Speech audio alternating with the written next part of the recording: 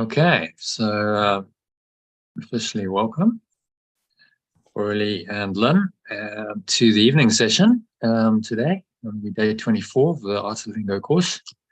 So thought what we're going to do today is text reading, which is section 7 of chapter 3, and it's the last section of chapter 3, called creating versus the self-image, which is quite relevant given we've just done the name your game process, all about true versus false self. So it's going to speak directly to that. So it should be a good session. So let me just share my screen with you.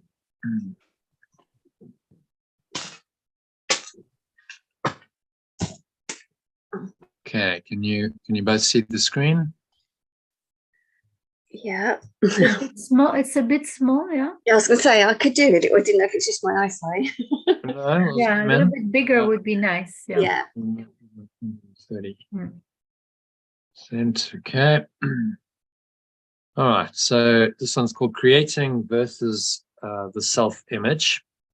Creating being of spirit. That's how he uses creation. I suppose we should change that really. We're going to translate the. So this could be translated as extending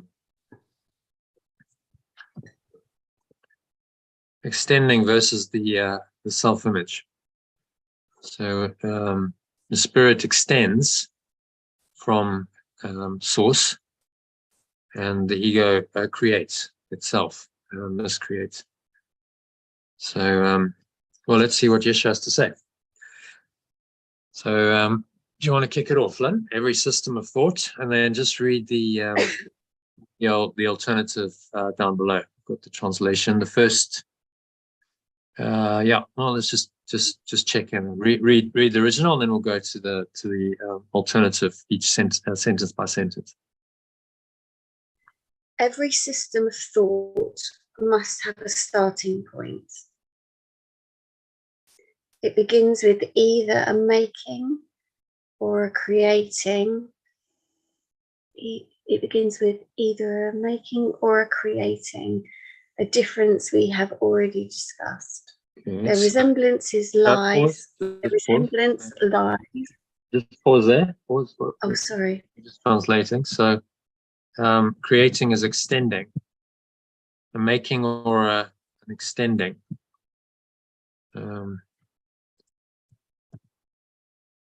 So creating is extending because it's extending from source. So there isn't anything new really coming into being. It's just extension of what is. You see, whereas a making is you're making something up. You're inventing something that's not real. So he's discussed this in previous sections. Okay, so their resemblance.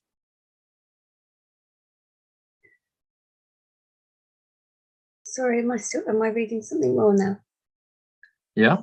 So their resemblance lies in their power as. Their resemblance lies in their power as foundations. Okay, so they're both foundations of thought systems. Okay. That's what he's saying. And the difference lies. The difference lies in what rests upon them. Both are cornerstones for systems of belief by which one lives. It's a mistake to believe that a thought system based on lies is weak. Nothing made by a child of pure, formless awareness of perfect love is without power. Yes, that would be child of God. This translation is. I'll just translate it as perfect love. And a child would be.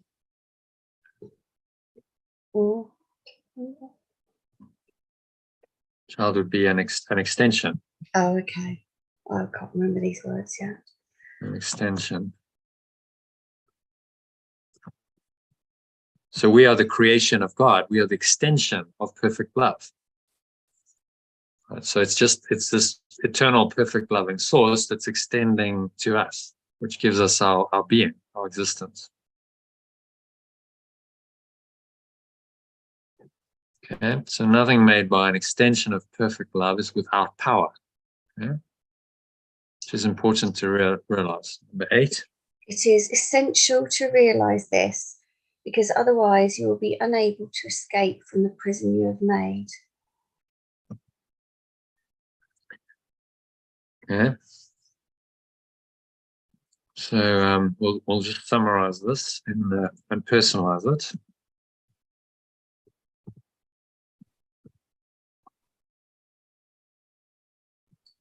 Every system of thought has a starting point. Every system of thought begins with either a making or an extending. Take that away. The resemblance lies in power's foundations.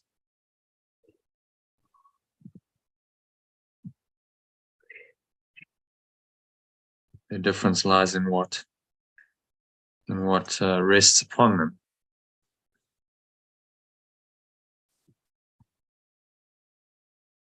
Both the cornerstones for systems of belief by which one lives,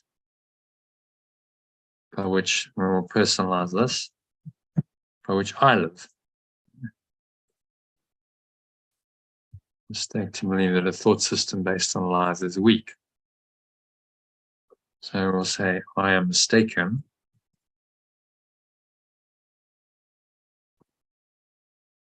if I believe that a thought system based on lies is weak.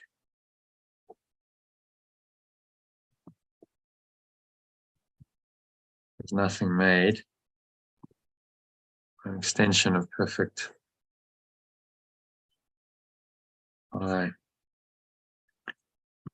Me as an extension of perfect love is without power. Okay, so this kind of personalizes this. Essential. I realize this. Otherwise, I will be unable to escape from the prison I have made. Okay, so do you want to read that from the top? Every system of thought begins with either a making or an extending. Their resemblance lies in their power as foundations, but the difference lies in what rests upon them. Both are cornerstones for systems of belief by which I live. I am mistaken if I believe that a thought system based on lies is weak, because nothing made by me as an extension of perfect love is without power. It is essential that I realize this, because otherwise I will be unable to escape from the prison I have made. I wonder if we'll just take out, it's a bit clumsy, by an extension of perfect love. Perfect love. Maybe we'll just say which is what I am.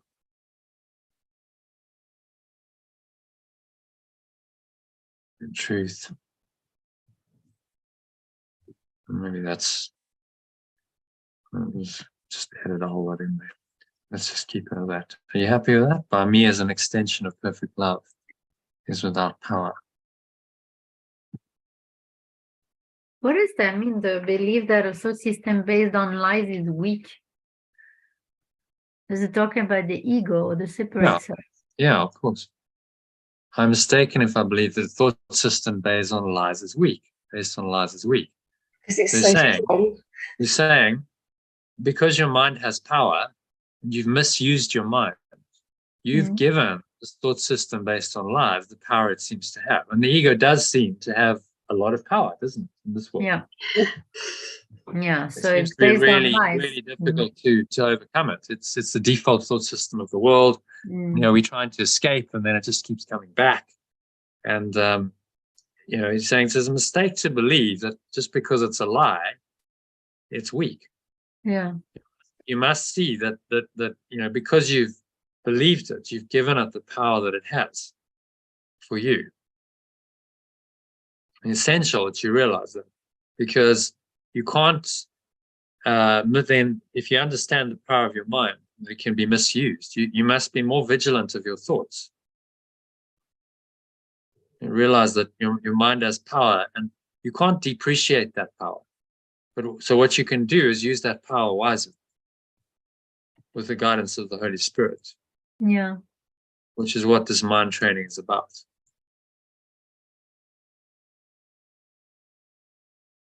Yeah, Okay. I don't really understand the way maybe the sentence is formulated. Maybe that's what I don't get. I don't understand this. Okay, this one. Which one? I'm mistaken if I believe. Yeah, that one. Yeah. Okay, so let's unpack it for you. I'm mistaken if I believe that a thought system based on lies is weak. Okay, so we've added in I'm mistaken rather than it is a mistake. I'm mistaken if I believe that the thought system based on lies is weak, that's a mistake. I'm making a mistake because the reason why is because nothing made by me is an extension of perfect love is without power. Yeah. So I'm an extension of source, and it has power. My mind has power because of that. So I can choose to misuse that power and believe in what's false. But then, I shouldn't expect that because it's false that it's going to be weak. It's actually can be very strong. It says at another point in the course, illusions are strong and their effect is truth if you believe them. Yeah. Yeah. Which is why we have trouble with the ego, because we've believed this so fully. We've made up an entire alternate reality based on this. And now he's saying it's all false and you've got to change your mind. Mm-hmm. The ego doesn't want to go. Yeah, he's persisting. Yeah, he's very persisting. The ego persists. Yeah, because your mind has this power, and you've misused that power, and so now to correct it requires a lot of work, a lot of practice, work, and training to correct all those errors that you've made over years and years. Yeah.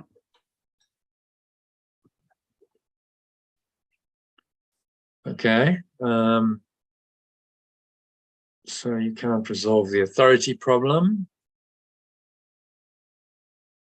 So yeah, do you want to summarize that in your own words, Lynn? What's he saying there?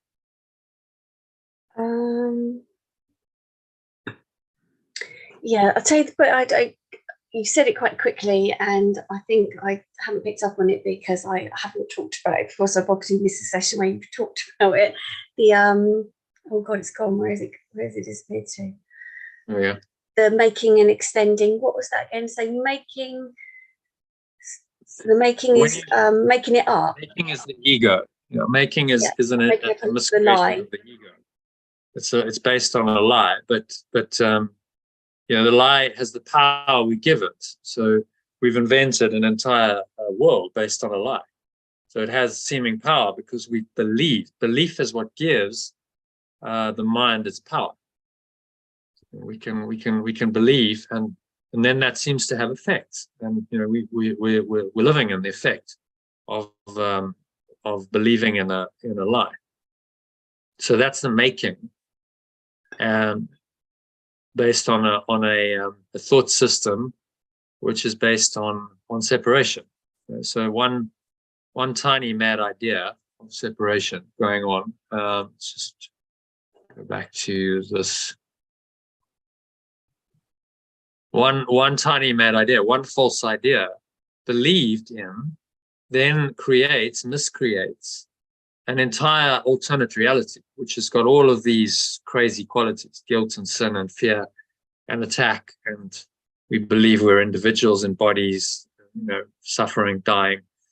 We feel helpless, enervated, little lives, limitation, lack, loneliness, and suffering. That's all the result of a false belief. They're saying, don't think that, by a false belief that doesn't have power, that doesn't matter. It's like, okay, well, it doesn't really matter because my mind doesn't have power. It absolutely does. Ego strong. What you believe is critical. what you believe is very important.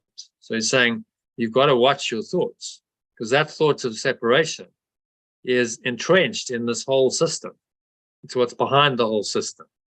And it's very easy to get sucked into the system, start believing in separation without even realizing it, isn't it? Yeah. You start believing in ideas of guilt and sin and fear and attack and feeling those emotions. Then you believe in separation. It's the underlying belief behind all of those things. Everybody. Yeah. Yeah, we're in the matrix caused by that tiny mad idea.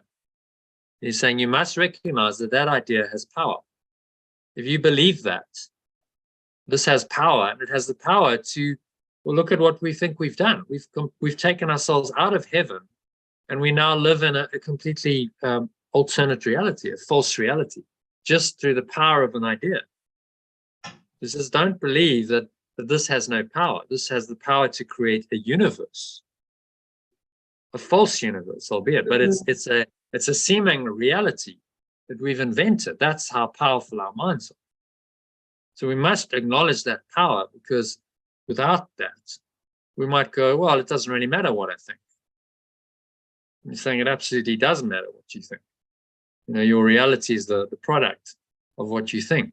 Every time you think. Yeah.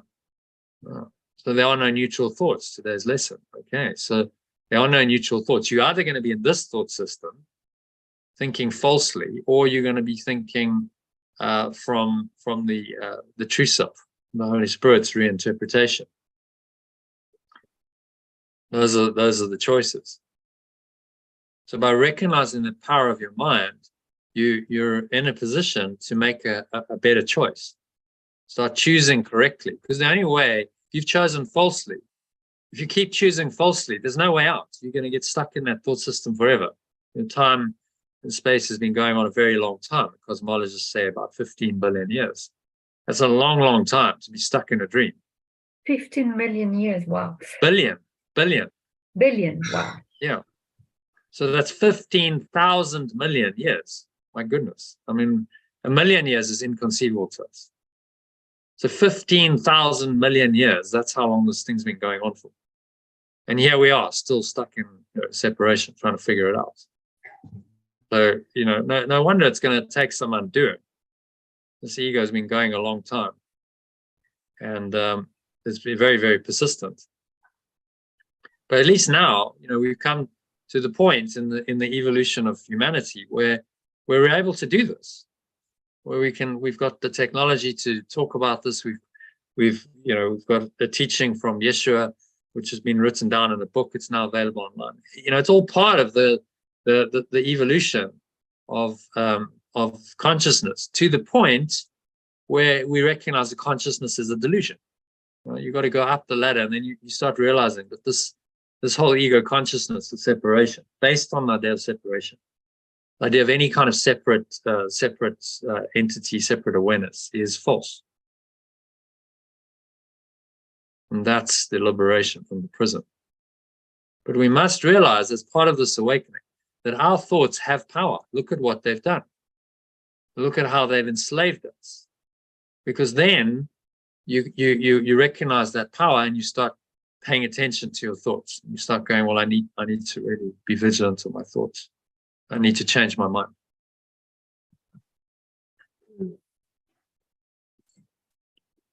Okay, so it's essential I realize that this power, because otherwise I'll be unable to escape from the prison I've made. If I think my thoughts have no power, how can I escape? I'll just keep thinking false thoughts, going, oh, it doesn't matter. Like a little bit of fear. I mean, Susie was sharing this afternoon. She was saying in the session, Name Your Game session on Sunday, the ego is saying to, oh, that's not so bad. That's okay. You can live with that. Really? You see how it tries to justify. Yeah. No, it's okay. It's okay. We can have a bit of fear, bit of lack of love. It's okay. But it's not okay. Yes, you're saying it's not okay. One thought like that represents an entire thought system that's false. You see? So So we must acknowledge the power of our minds in order to take this seriously. To go, okay, it is worth training. My mind has power. It is well worth my while to train my mind, because this is the generator of my life experience. And my experience is directly connected to the power of my mind. So I need to start using that power for good and not for evil. I can remember, I don't remember what happened, but I know, I remember a turning point in my life where I became aware that I could change my emotions, if this is right, just by the thoughts I was thinking. Before that, I thought I had no control. I thought I had no control of my thoughts, no control of my emotions. I thought they were just something that happened and that I had no control. And then I don't know how I learned it. There must have been some spiritual thing. I was like, oh. And it was something really simple. It was really something really simple, like, if you can choose to think a negative thought, which is obviously often what we do if we're suffering, you can choose to think a positive one. I was like, oh yeah. I can, it's as simple, that was what it just clicked in my brain, and yeah, that changed a lot. Well, that's the start of awakening, isn't it? I have the power to change my thinking and to change my state, and I have control, and that's my responsibility to exercise that wisely. Yeah. Otherwise, it's like, well, I just think and I feel, and I'm some kind of robot. I'm programmed by the external world. Unfortunately, it's how a lot of people go through their lives, sleepwalking, just being directed by the externals, and not really understanding that they have the power to choose their thoughts, their emotions. They have the power to choose their response. That is the start of spiritual awakening. Yeah, it's and I think essential. something that comes with that is I used to watch the news all the time, and I truly believed everything that was on the news. And then one day I was like, I'm never watching that again. I can remember I used to go away on holiday. I used to go abroad, and sometimes the only channel would be BBC News. So on my downtime on my holiday, you'd watch the news. Like, to me now, it's like, oh, I was suffering. I could see all these terrible things happening around the world. I'm on my holiday in a wonderful place, and I have tried to never watch it. The only time I ever have to watch it is, say I go to see my parents and they don't turn the news off, and then I'm like, wow. I remember a couple of years ago I was at my parents and I was looking at this thinking, my God, there's red and white banners going across the bottom of the screen saying about people dying from COVID. And I thought, no wonder they see it differently to me. Yeah. Because it's programmed. Yeah, it's programmed. If you're exposed to that all the time, then it programs your mind to believe. Every day, several times a day. Yeah, red and white banners traveling across the bottom or the top of telling you, how serious this disease is. Well, of course, that's going to influence perception. Yeah. A lot. So we recognize, you have to recognize the power of your mind, and then the responsibility. With great power comes great responsibility. You have the responsibility to manage your mind. No one can do that for you. Yes, you're saying, I can't remove fear for you, but I can show you how to do it for yourself. I'll train you how to do that, but you have to exercise your free will and actually do this. He can't do it for us, because that would be to deny the power of our mind. And he can't do that. He has to tell us our mind has all power, and just teach us how to exercise it wisely. So a lot of people can't quite handle that responsibility. Actually, I'm responsible for what I think, and therefore I'm responsible for what I do, and I'm responsible for my life situation. It's too much. It's easier just to be a victim. Well, they think it is. I mean, it's not actually, but the ego is saying, "Oh, that's too much like hard work. Just carry on as you are." Then you can blame blame someone else for your lot in life, and you can complain, and you don't really have to upgrade yourself. You don't have to make any change. You can just go through your life as a kind of accusing, blaming, complaining human being, and hang out with people who do the same, and then it all seems to be normal. But this requires a much greater responsibility, and you then have to engage in mind training. If your mind is powerful and you acknowledge that, then mind training becomes imperative, doesn't it? Yeah. I must train this thing. I must bring it under control and stop thinking crazy thoughts. It's because catching yourself. It's catching yourself at the right time, though, isn't it? Like if I go into a sad time or something, at some point I realise, oh, I didn't catch myself in time.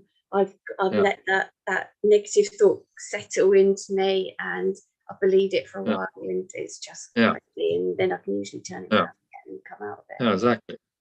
So the mind training is, okay, can you develop enough awareness to catch these thoughts when they start? When the pattern starts, it starts with a single thought, doesn't it? Yeah. Often a trigger, something happens, and then it starts with a thought. You have an initial reaction, and then the thought leads to an emotion, and then other thoughts. And if you keep on that track, within a few minutes, you will way down a rabbit hole of thoughts and emotion.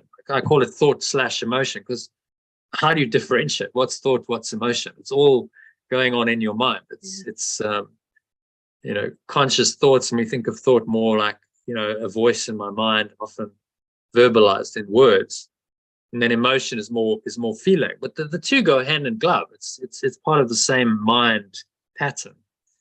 The one triggers the other, and if you don't watch it, you can so easily go down into a whole complex, mental, emotional complex and pattern of thoughts that can be quite difficult to get out of.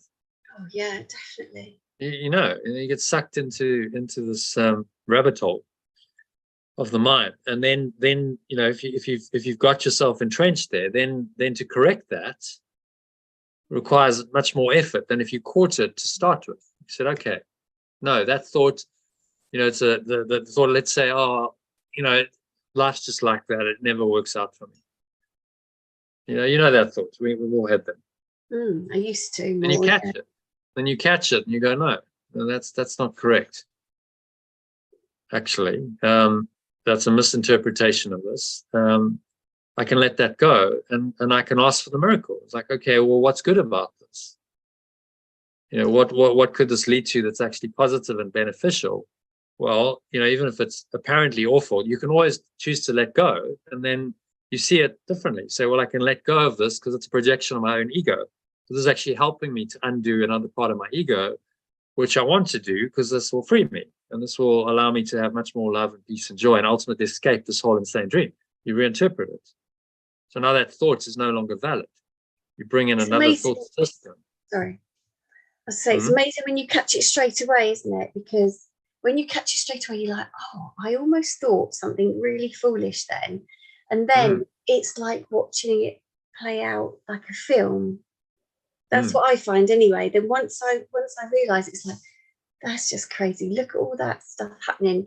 And I know that 5-10 years ago, I'd have been triggered to hell and upset or angry or depressed or, some other emotion. And now I can watch it and laugh sometimes. Thinking, wow, no, it nearly got me. Yeah.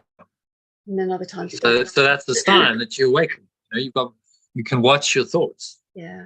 Observe thoughts, observe emotions. That's the key skill to start with. And then you can let go of what doesn't serve you. If you can identify, what's true and what's not, you have that awareness, then the choice to let go of what doesn't serve you is pretty obvious. Well, why would I want to continue with that? Because I can see it for what it is. So this is that two-step process. We're training our minds to be aware, really hyper aware of thoughts and emotions, and then have the discernment to know, well, what's true and what's not. That's what this mind training is all about. That's why it's going to such detail and telling us what the ego is and what it does, so we know we can spot the ego when it arises. And then once you've identified it, the choice to let it go is obvious. Why would you want to continue with such an insane thought system? So this mind training is about using our power, the power of our mind, wisely. It's training us to do that, so that we can experience a happy dream. and ultimately transcend the dream.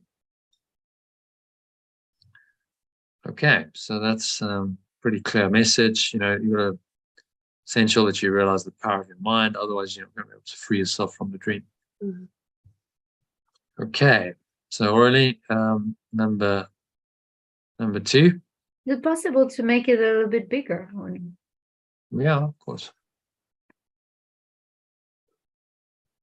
I just zoomed in, so we'll make it 150. Yeah, is that all right? Yeah. You cannot resolve the authority problem by depreciating the power of your mind. To do so is to deceive yourself, and this will hurt you because you really understand the strength of the mind. You also realize that you cannot weaken it any more than you can weaken God. Yes, translate that. You cannot resolve the authority problem by depreciating the power of your mind. To do so is to deceive yourself, and this will hurt you because you really understand the strength of the mind. Yeah. I don't see anything to change there.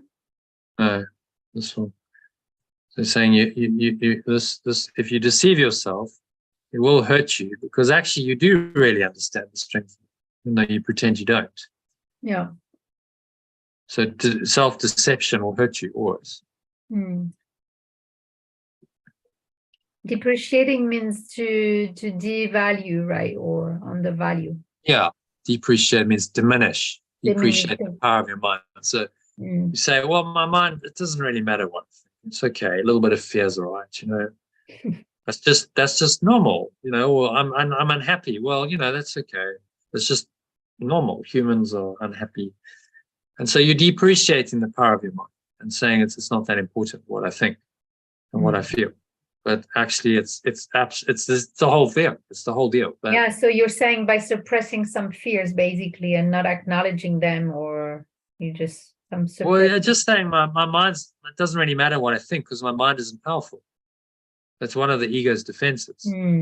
I don't have to take responsibility. Oh, well, it doesn't really matter. It's just a little bit of fear, a little white lie. I mean, Susie's thing was classic. It doesn't really matter. That's okay. You can handle that. Okay, hang on. You just depreciated the power of your mind, and you settled. You settled for something way less than you could experience. You could experience perfect love, joy, peace, happiness, bliss, and then you settle for fear or whatever whatever the sort of less than perfect condition is. You say, well, it's okay. That's just the human. I mean, you've heard this. It's a great defense of the ego.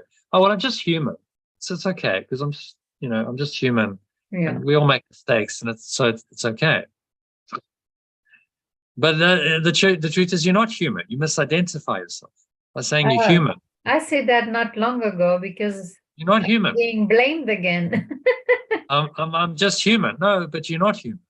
Yeah, that's the misidentification. But that person needed to understand it's okay to make mistake. Otherwise, it's like another whole drama story. So sometimes, So it's okay to make mistakes, but you don't settle in the mistake. You see, the problem with accepting the human condition is like, well, the human condition is flawed. Most people say, well, it's flawed. We're all flawed. You know, we're if you're religious, you might say we're sinful. We're born sinful. That's just the way it is.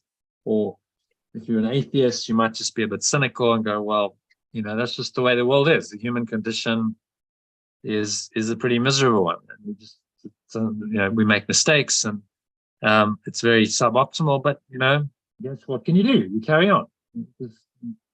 Life goes on and we just have to sort of somehow make a plan to live with these mistakes and these errors.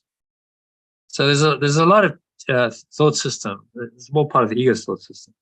A lot of teachings that tell you to settle and depreciate the power of your mind. And this is saying no.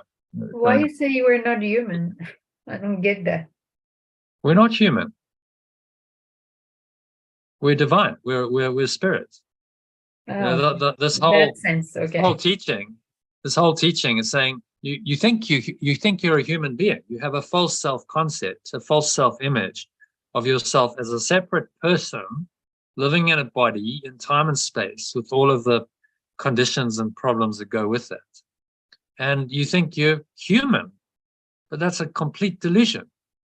You are pure formless awareness of perfect love and nothing else. So the human self is not true. And you can't resolve this problem, the authority problem. Remember, we talked about that yesterday. Judgment and the authority problem. You can't resolve the authority problem. So the authority problem, Lynn, so you know, is which author do you believe in? Do you believe in love? Perfect love is your source, is your author. Or do you believe in the ego, which is a separate self? It says, well, I'm self-created. I've made up my own, my own self-concept. And that's who I am. So everything comes down to the authority problem. Who's the true authority? Who's the author? Authority is, the root of the word of that is author. Who's the author, or the creator, or the source of me? That's what it comes down to. But you can't resolve the problem by depreciating the power of your mind and saying, oh, well, it doesn't really matter what I believe because my mind is weak and it's of no effect. That's not the case. Your mind has enormous power, and if you believe falsely, then that will hurt you. And you have to acknowledge that.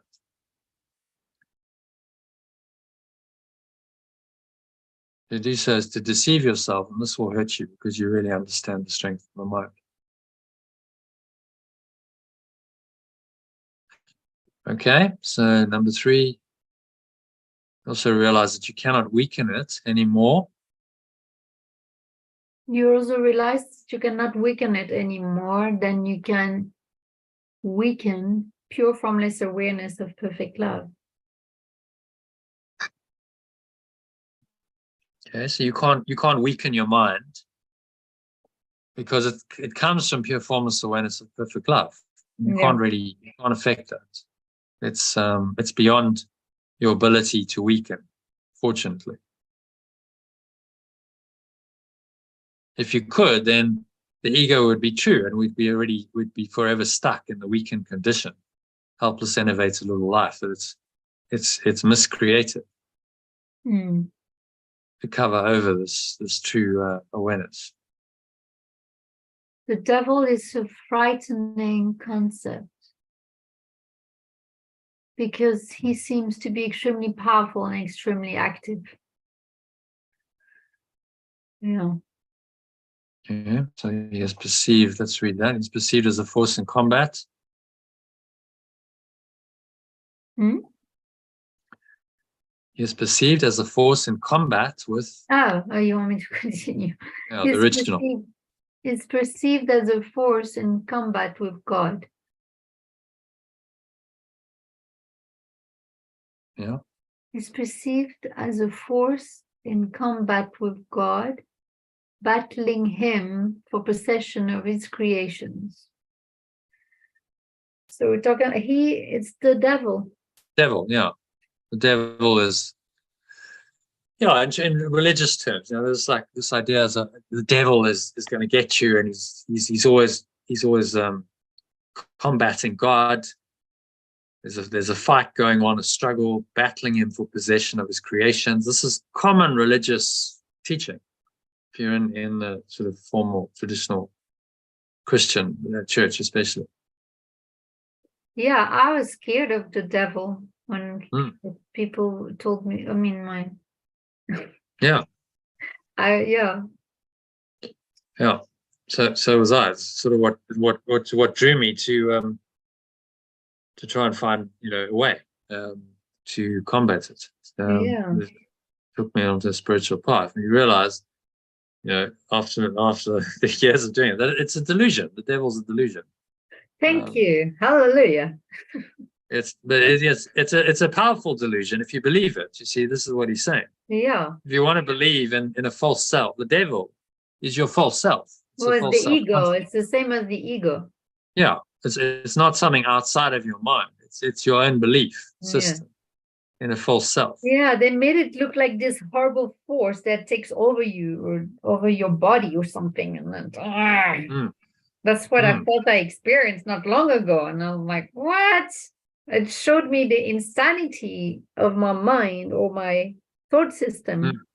My belief system or my thought system. It showed me how insane. Well, it does possess you. If you have a false thought system based on separation and a false self-concept, and you want to believe in it, and you give your mind to that, then this devil has possessed you. Really? Because that thought system is governing your thoughts and your words and your actions, isn't it? So it's got possession of your mind. Yeah, it did. If you believe it. Yeah. I naively believed it. Yeah. Naively. And so this is the correction, saying, well, let's look at this idea of the devil. It showed me what I was taught. Actually, during catechism and all these, like, growing up as a Catholic. I had this false belief, but I never released this belief. So it was still with me. Yeah. Unfortunately. I'm glad I'm denying this devil thing now. Yeah. So, but he's highlighting it for us and saying, this is what it is. So recognize it for what it is, and then choose to let it go because you see the delusion. The devil is not out there. Neither is God. It's in your own mind. It's your own belief system. So the devil is the idea of separation, but it's not. It doesn't have any power unless you believe it. Nothing has power unless you give it the power. Yes. Okay, so he's perceived as a force in combat with God, battling for possession of his creations. So translate that.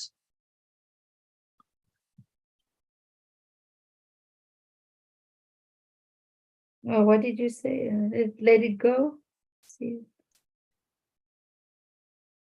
We're just reading number 5. He is perceived as a force in combat. No, I read that already. Yeah, but did you read the alternative? Oh, he's perceived as a force in combat with pure formless awareness of perfect love, battling it for possession of its extension. Wow, this is crazy. Yeah. So that, traditionally, that's what the devil, it's like the devil's out to deceive us. It's out to get you, quite fearful. And, this is common in traditional Christianity. It's common teaching. Yes. And then you're scared of it. So, well, you better go to church because otherwise, the devil's going to get you. The devil gets you, then, it's going to possess your soul. All very frightening.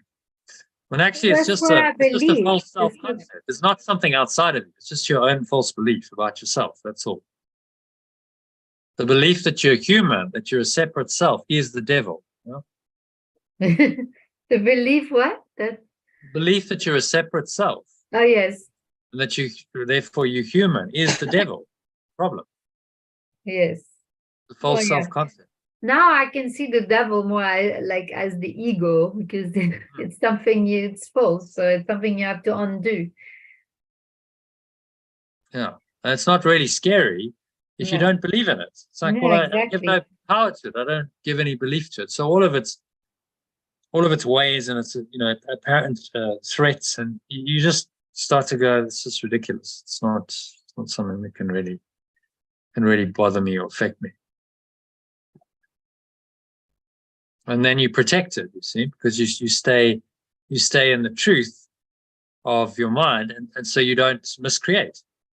If you're in the truth of who you are, then you don't miscreate, and you don't experience the effects then of the false idea of separation.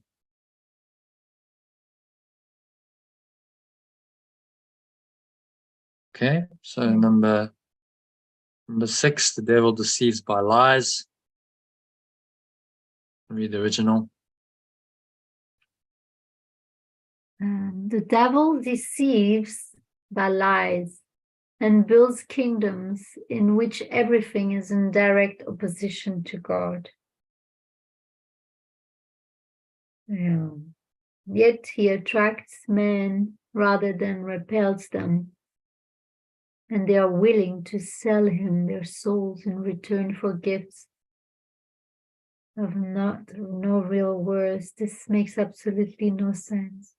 Wow, this is weird. That's what my husband always used to tell me, like some, people, like especially famous people, celebrities, he always used to say they sell their souls to the devil because they do it for the ego, for the false purpose, for the wrong, wrong, they do what they do, but for the wrong cause or intention. Yeah, so it's to glorify their separate self. Yeah.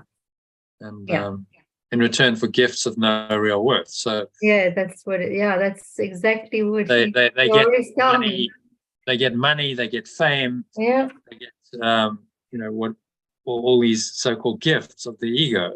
But they don't get happiness or peace, of mind. No. So this makes absolutely no sense. It's very clear. Like this is crazy. It's a delusion. So the devil deceives by lies and builds kingdoms in which everything is in direct opposition to pure formless awareness and perfect love. And yet he attracts men rather than repels them, and they are willing to sell him.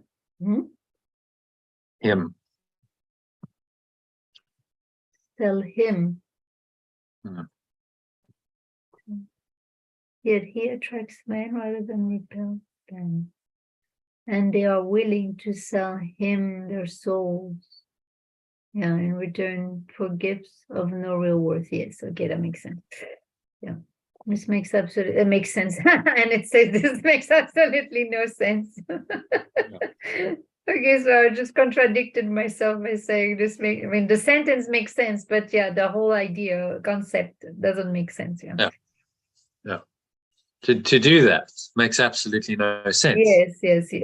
Because you're not getting anything in return. Exactly. But those illusions can seem to be quite powerful if you believe in them.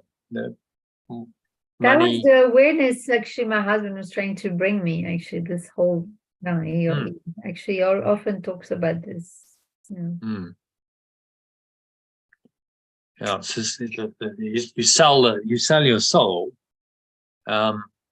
which is really denying yourself, denying your true self, your true identity. And you pursue these gifts of the ego. I want fame, I want money, I want power, I want pleasure. These are the things that the ego pursues. But these gifts are of no real worth because they are not permanent. They are not true, ultimately. They come and they go. They fade away. Yeah. So he's saying put value and faith in what is eternal, what doesn't change. Anything that can change, that can be taken away, is valueless by definition because it's not real. So that's the only definition of worth that he has. If it's permanent, then it has worth. If it's temporary, then it has no value at all. Yeah. So it makes no sense to value what is temporary, sell your soul, give your mind over. What does that mean? It means give your mind over to this belief in separation and let it govern your mind. So you're letting a death wish govern your mind. Exactly. Wow. Well, good luck with that one. Not going to go too well, is it? But we don't realize, you see, the ego is a deceiver. So we don't realize that it is a death wish. Yeah. We see the good stuff that it seemingly offers us and go, oh, that's nice. Yeah, I'd like more money. I'd like fame, I'd like power, I'd like pleasure. What's wrong with that? It we don't see the bigger picture, that that's all keeping us within a system that will ultimately lead to death, where everything does. So whatever the ego gives us is very temporary, and death will come inevitably. So is that really a thought system you want to believe in? Nope. Well, the choice is obvious once with this kind of clarity, and he's teaching us like this. The choice should become obvious for us. Like, well, yeah, why would I choose that? Why would I want that?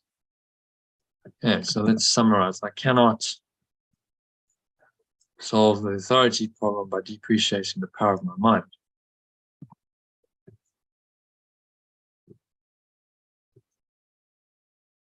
Do so is to deceive myself,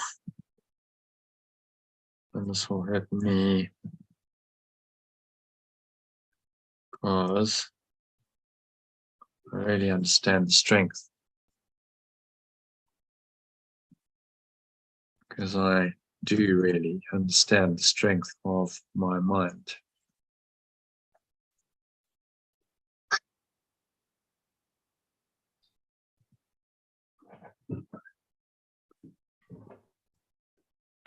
I also realize that I cannot weaken it. I cannot resolve the authority problem by depreciating the power of my mind. To do so is to deceive myself, and this will hurt me because I do really understand the strength of my mind. I also realize that I cannot weaken it any more than I can weaken pure formless awareness of perfect love. And the devil is a frightening concept because he seems to be extremely powerful and extremely active. Yes, and that's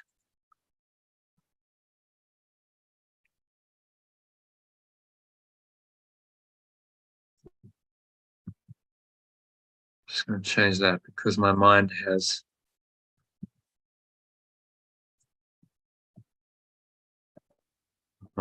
power.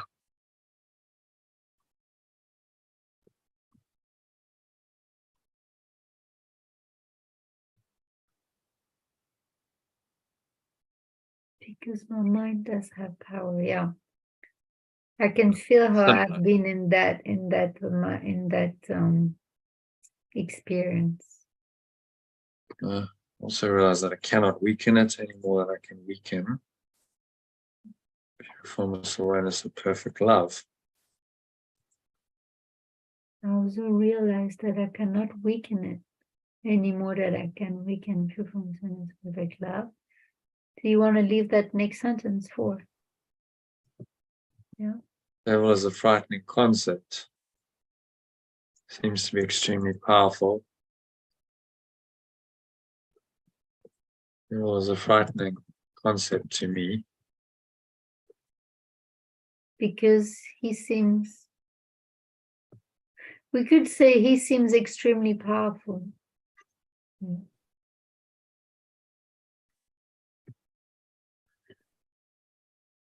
And extremely powerful and extremely powerful and active. Yeah. Perceived as a force in combat. Pure formless awareness of perfect love. Battling it for possession. Huh?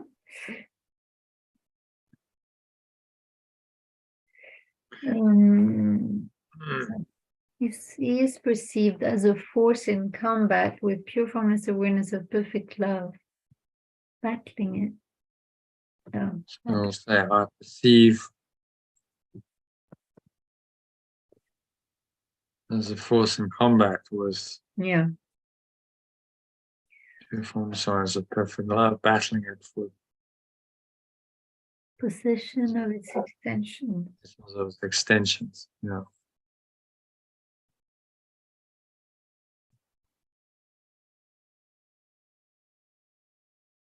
Battling Or trying to possess its extension. Battling So to we possess. will say battling for possession of my mind. How much? Because we want to personalize it. Yeah. Battling it for possession of my mind. Yeah, that's good.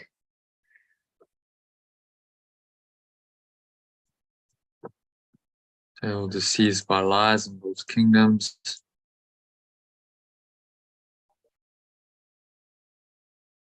In direct opposition to Yeah.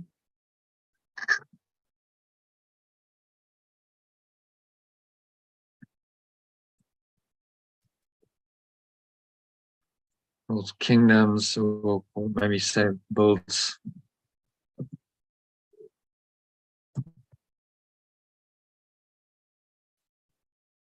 realities. A kingdom is a reality. Yeah. Okay. The realities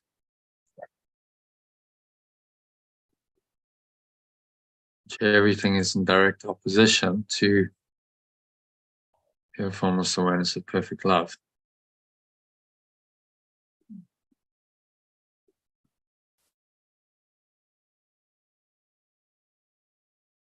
Yet he attracts men rather than repels them. Yet he attracts me.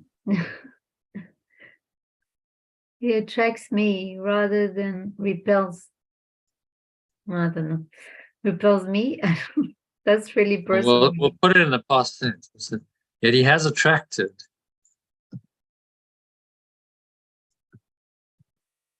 Attracted. Yes, he has attracted rather than repelled me, and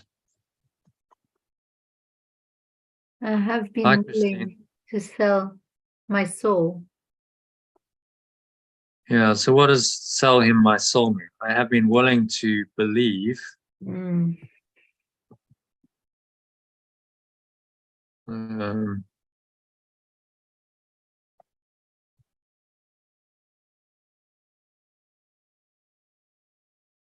believe its lies. Yeah. Return gifts of no real worth.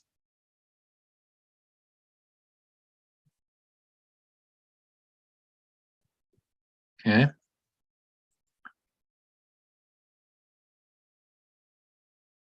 I've been willing. Is that what we wrote? I've been willing.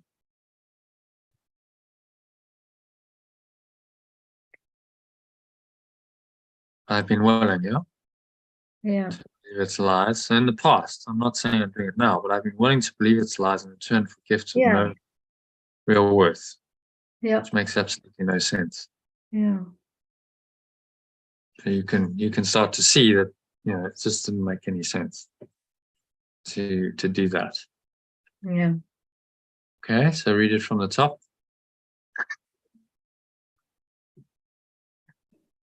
Oh, really? I cannot resolve the authority problem by depreciating the power of my mind.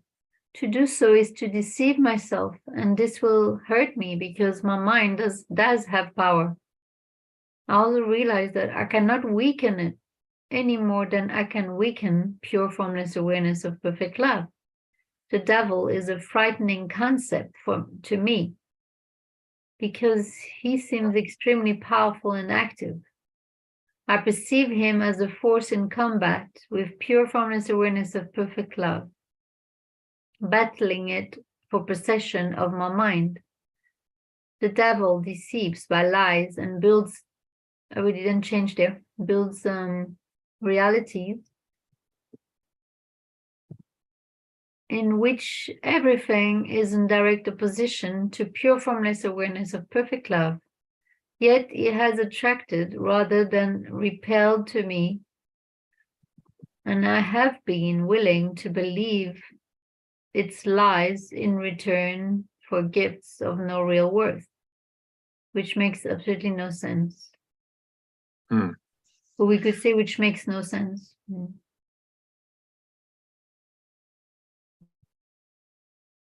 Yeah.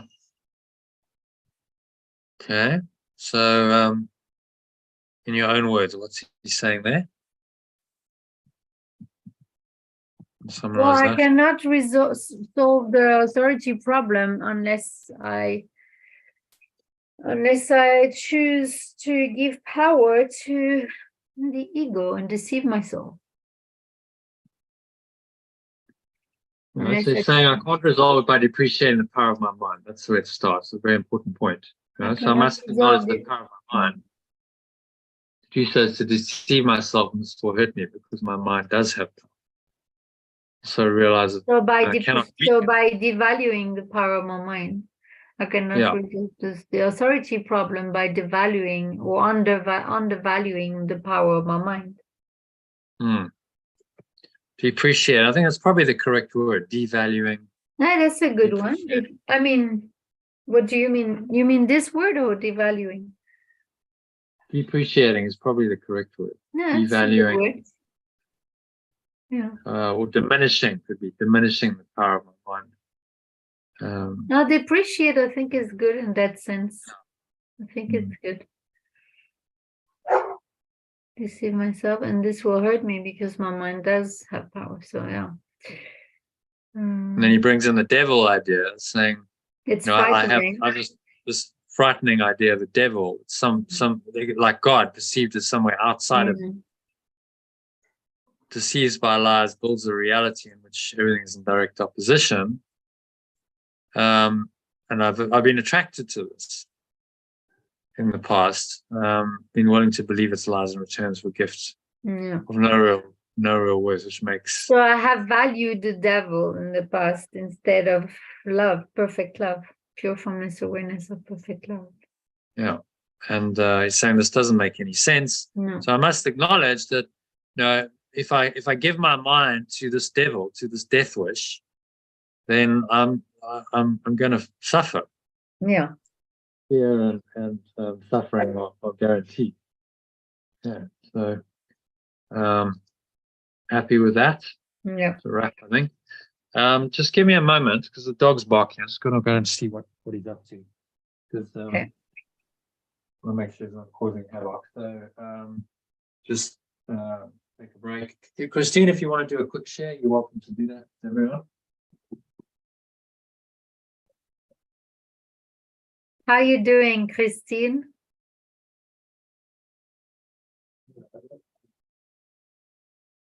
I cannot hear you. We cannot hear you.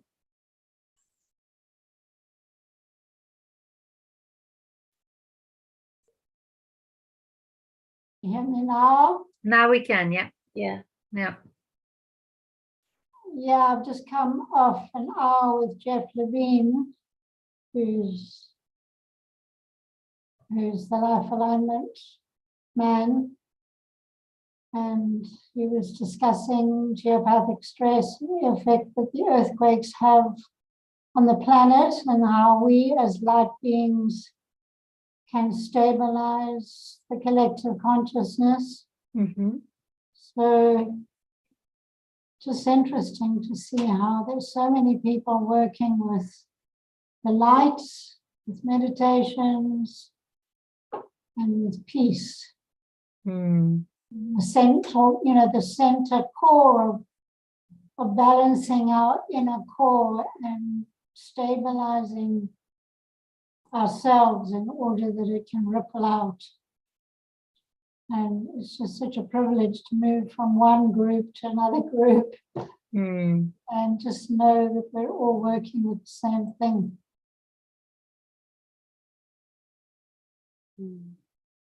Yeah. So you had fun this afternoon laughing? Yes, you can watch the replay and laugh as well, because I actually laugh after watching it again. I actually love just as much watching it again. It was so fun. Yeah. Yes, no, it's such a lightness of being, isn't it? It's so infectious. And yeah, so if you want to laugh, just watch the replay on YouTube on the Heart of Letting Go channel. Yes, It's in the group actually. Jono shared the video on the group on the Telegram. Yeah. Good. Got so much to catch Martin, up on. it's about 10 o'clock here already. Oh yeah, so it must be 9 for me then. Oh no, it's 9:20. So about another half an hour. yeah. You're working your way through all these texts. Yeah, so tonight we're reading chapter 3, section 7, creating the self-image. So we translated it as extending versus the self-image. Creating versus self-image. Yeah. So we're about to read the 3rd paragraph of this text. Yeah, so it's really good stuff. You brought up Christine? Yes. It's funny though, because you got Christ in Christine, actually. You got Christ in Christine. Christian, Christine, Christ. My mother was Catholic, and my father was Dutch Reformed, Calvinist. They were what? My father was Dutch Reformed, Calvinist. I don't know this. And so we had sort of two very different religious Beliefs themes going on. And as we grew up, our parents allowed us to choose wherever we wanted to go. And there was a free church. I was brought up in Zambia in Central Africa. Oh, wow. And there was a free church that as children, we went to. And then I was confirmed into the Methodist Church. And then I studied theology at university. And then I moved on in 25 years ago doing energy medicine and working with this more universal spiritual aspect. So it's interesting where we come from and how we develop in one lifetime. Yeah. Eventually we go back to spirit, who we are at the source. And especially as we age and get to the latter part of our lives, we realize we're lifting the veils and we're becoming more and more closer to spirit. To the truth of who we truly are. Yeah, so we were talking about the devil as a frightening concept here on this chapter. I don't know if you believe in the devil. Well, it's a looming negative aspect that circulates the planet. And we get drawn into all this negativity with lack of awareness. And before we know it, we're deep down into dreadful stuff. I mean, I've got a friend who's very caught up in this Ukrainian war. They're addicted to the war, and it just pulls my energy down. I don't want to know anything about it. Yeah. I just cut. Yeah, cuts it away. So, all right. So, shall we go to number 3? Yeah. Christine, if you want to read that for us. We have discussed the fall of separation. We have discussed the fall or separation before, but its meaning must be clearly understood. The separation is a system of thought real enough in time, though not in eternity. All beliefs are real to the believer. The fruit of only one tree was forbidden in the symbolic garden, but God could not have forbidden it, or it would not have been eaten. Could not have been eaten. Okay, so pause it there. Let's go to the alternative. We discussed the fall or separation before, but its meaning must be clearly understood. Okay. So he's just kind of setting the tone for the rest of the paragraph. So the fall or is the separation, right? So this is the idea of separation. Our thoughts of separation is what he's talking about. was the fall down the ladder of consciousness into a world and the forms that we seem to inhabit in this world. Its meaning must be clearly understood. Separation is a system of thought, real enough in time, but not in eternity. Okay, so it seems to be real in time. Thought of separation is what led to time, because time is about change, isn't it? So something's changed. We now have something else going on other than eternity, which is never changes. And so the thought of separation led to time, and time and separation are bound up together. So it's real enough in time, because in time, this is the fundamental premise of time. So of course, time is real within the thought system of separation. You see that? It's part of the same system. They're not in eternity.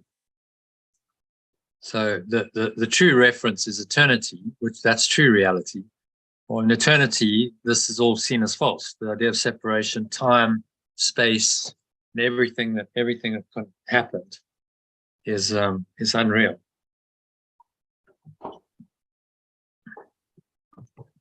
So it's another system of thought. I think this is what he's trying to teach us here. It's a thought system based on one idea that is false, the idea of separation. You can actually be separate from your source.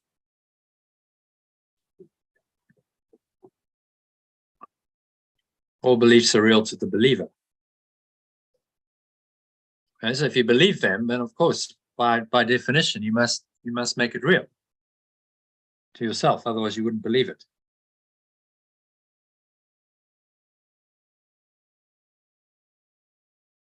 Fruit of only one tree was forbidden in the symbolic garden. Yes, it's talking about the Garden of Eden myth.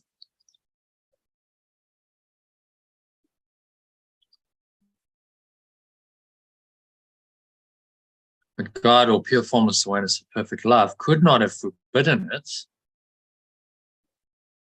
or it could not have been eaten.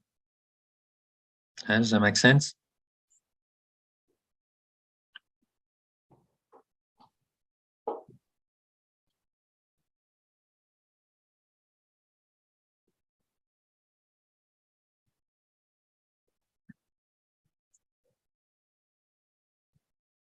Do you understand what he's saying there in sentence 5? It's not very clear to me. Okay, anyone else like to have that?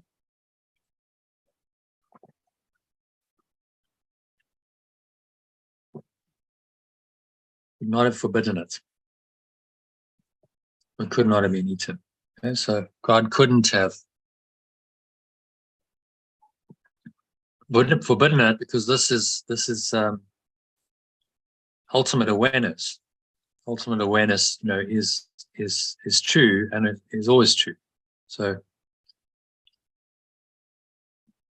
true awareness, pure formless awareness of perfect love, ultimate reality, could not have forbidden it, because then it couldn't have been eaten.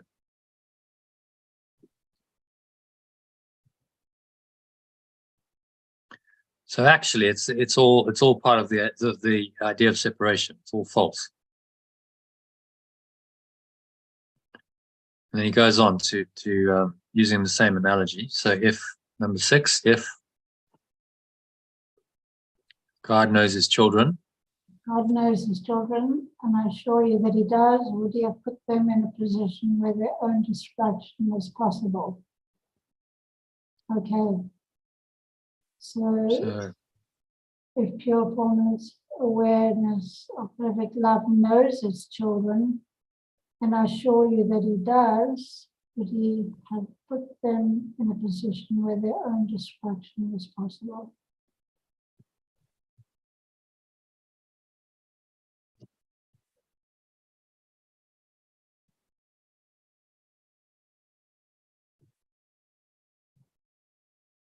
would it have put them in a position where their own destruction was possible? I mean, think of that whole myth. It's crazy. So God creates this whole situation and says, right, I'm going to set you up for failure because I'm going to forbid you to eat from the tree.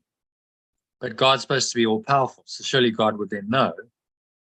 And of course, the Adam and Eve are going to disagree, or are going to disobey, and they're going to do it. So he's put them in a position where their own failure and destruction was possible. So would perfect love do that?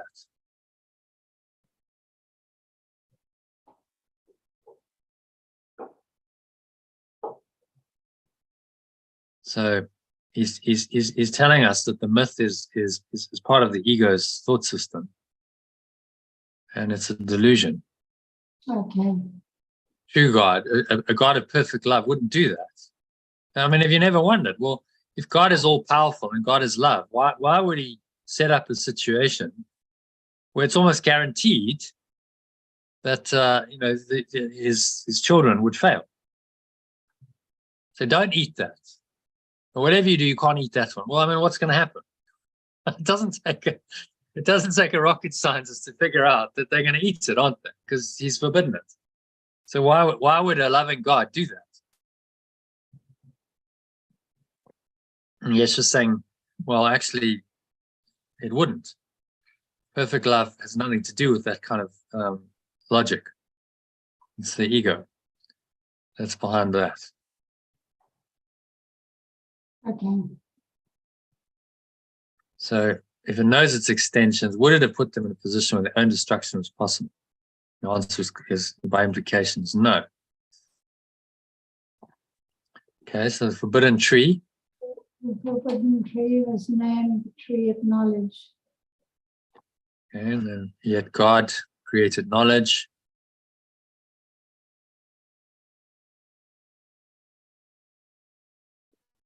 I'm going to read the original. God created knowledge and gave it freely. Oh, I see, that's the next sentence. Sorry. Yet God created knowledge and gave it freely to His creation. Okay. Symbolism here has been given many interpretations, but you may be sure that any interpretation that sees either God or His creation as capable of destroying their own purpose is in error. Yeah.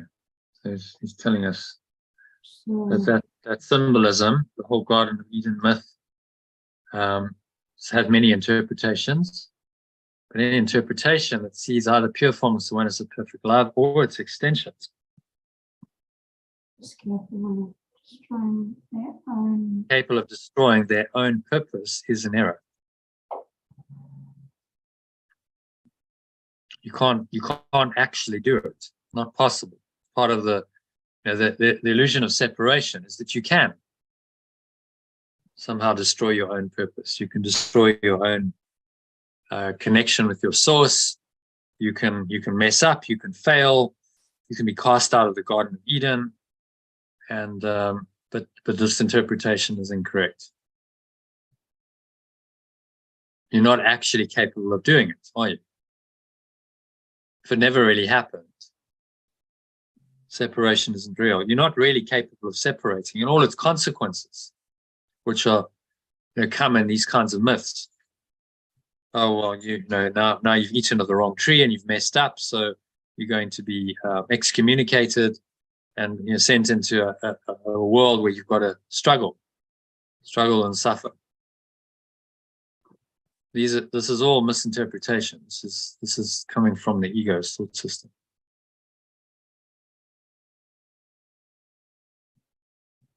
So it's an error. So here you have the Course's interpretation of the Garden of Eden myth, the forbidden tree.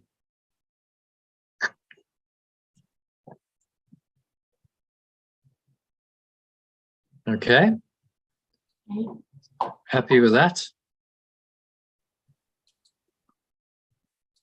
Let's just do a personalized summary, executive summary of it, or personalized.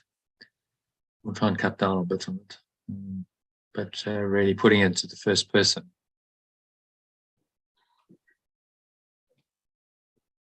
So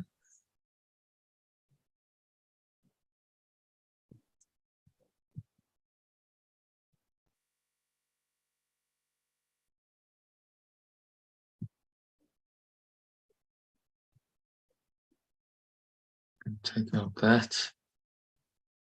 Separation is a system of thought.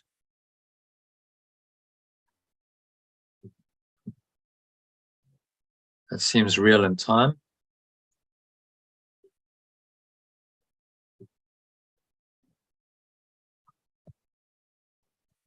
But is not real in eternity.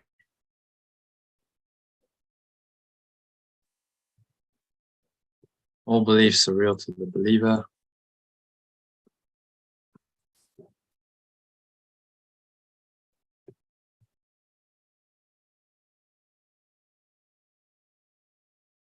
And we can shorten this. So, pure formless awareness, perfect love could not have forbidden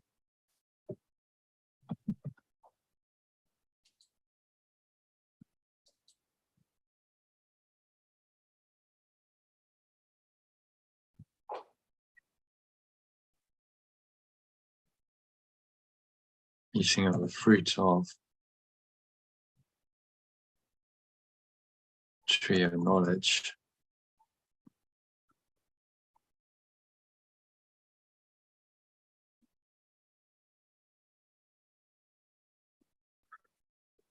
Could not have been eaten.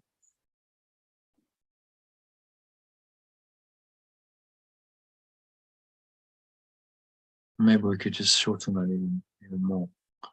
So therefore could not have wouldn't eating the fruit of the tree of the knowledge of the Garden of Eden.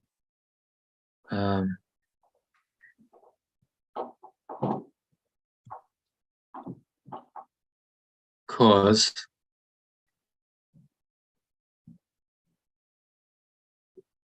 it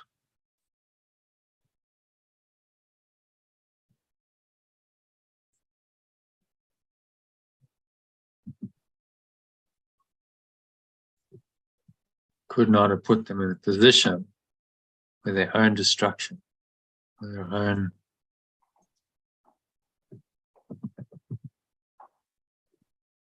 let me just change that to failure.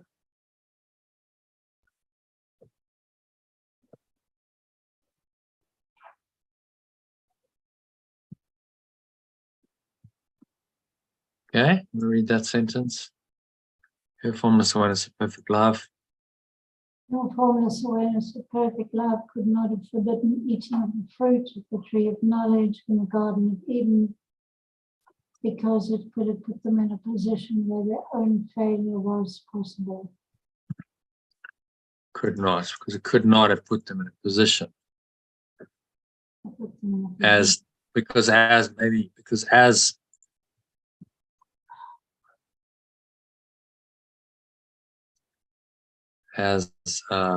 love. So would perfect love do something like that? No.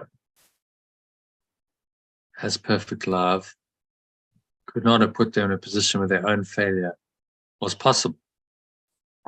Perfect love doesn't do that, doesn't work like that. The forbidden tree was named the tree of knowledge.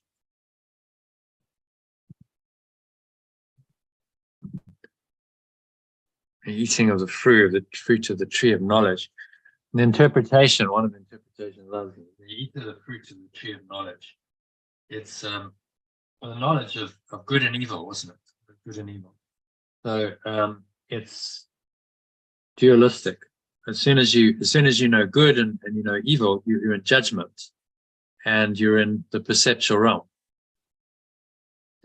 So it's actually a fall down into duality.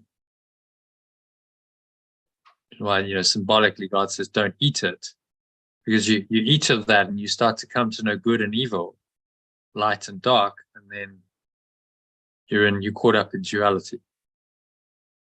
Whereas in the eating of the apple, they're just in symbolically in bliss.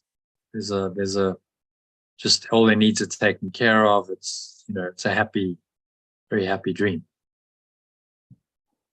So it's the eating of the apple of duality, good and evil, that then they come to know good from evil, and they can now experience themselves as being guilty and shameful. Then they get, the story goes, they got banished by God. But actually, that's just a projection. They excommunicated themselves from the Garden of Eden because they didn't feel like they were worthy. So they judged themselves and they felt guilty.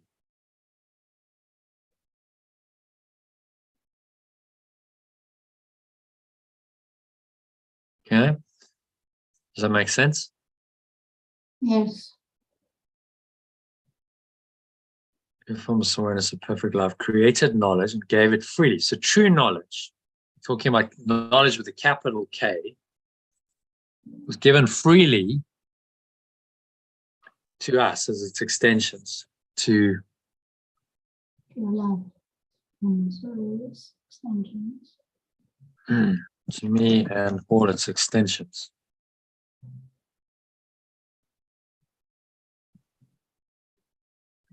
Symbolism It here. can never be lost. That knowledge is, you can't eat an apple and lose it and be excommunicated. That doesn't make any sense. It's permanent, it's eternal. It's the knowledge beyond duality. It's not the tree of good and evil. It's the tree of only good.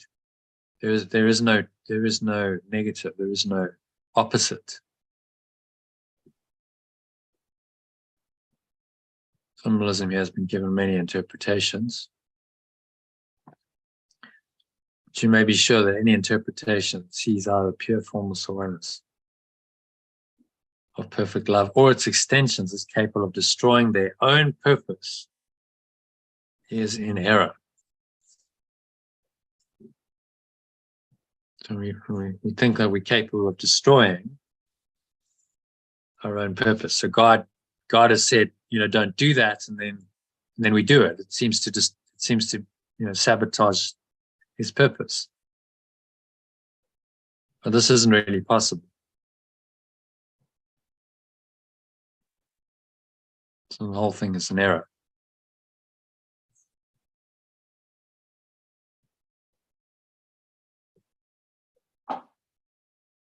Okay, so you want to read that from the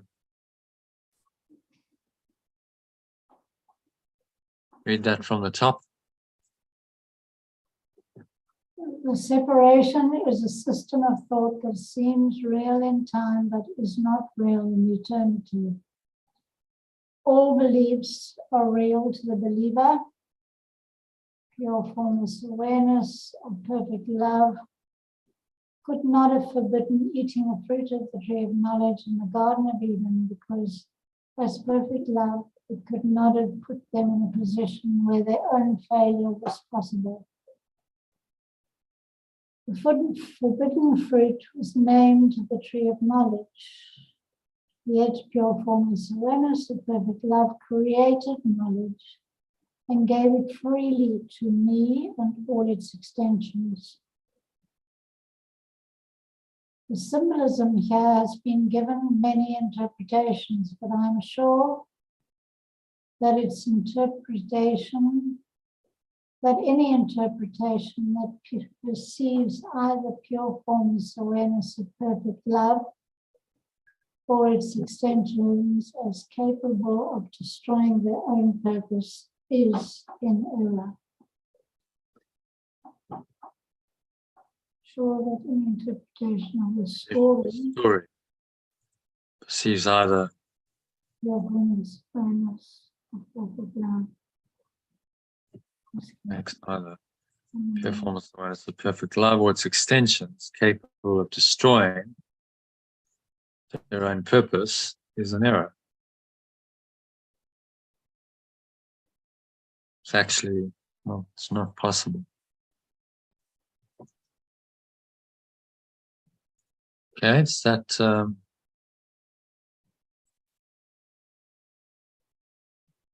kind of resonate? Do you understand what he's saying? Yeah, in a very roundabout way. I don't like that paragraph at all. You've got an 8 stuck there that needs to be removed.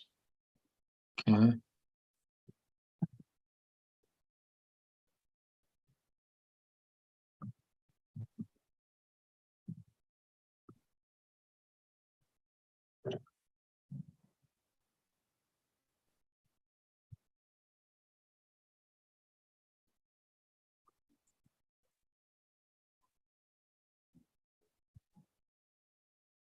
Okay, so he's talking about some theoretical ideas and reinterpreting the Garden of Eden myth to help us to say, okay, but these, if we perceive that incorrectly, it's part of this false thought system. It's all part of the reinterpretation that needs to happen. So bringing these myths into light and getting us to interpret them correctly is part of this teaching.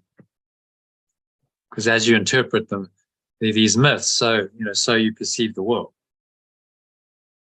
Is using the myths as teaching devices or correcting the mind. Do you see that?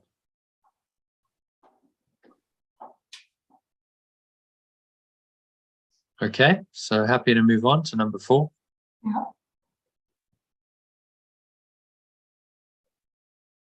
Who wants to read number 4? I think it's Lynn again. Lynn, do you want to read number 4 for us? Eating of the fruit of the tree of knowledge is a symbolic expression for usurping the ability for self-creating. Okay, so now it gets kind of interesting. He's kind of set the scene with us. Where's he going with this? Well, this is where he's going. Usurping the ability for self-creating. Okay? So usurping means to replace falsely, illegally. It's typically associated with some kind of usurping of a power, like a king or a dynasty usurping the power of another one. So the ego's usurped the power for self-creating. Told us that we can actually create ourselves. And if we forget that we've got that power, then the ego takes control. And it's telling you that you've made yourself, you've created yourself. Mm. And you can be however you want. Create yourself, create a new image, go and play in the dream. And there's teachings that will teach you this. That support this. So, well, you can be whatever you want and create whatever image you want. Wow, you have freedom, you have free will. That sounds exciting. If you look more carefully, you see, well, you also then have the power to fail. It's a lot of uncertainty because you don't know what's going to be the right path and what's the wrong path. Is this really going to make you happy? Is it really going to work? So a whole load of uncertainty comes along with that path. And Yeshua's just saying, well, it's never going to make you happy.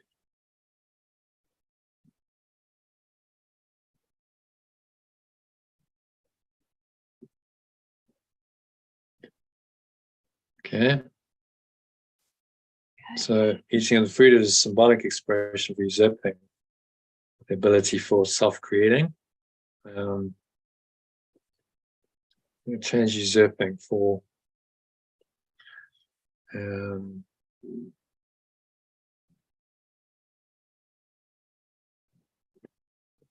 usurping the ability for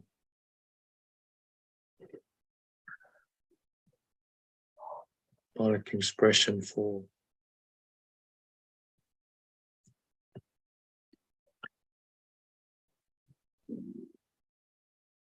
symbolic expression for, how about we just make it a lot simpler, for self-creating.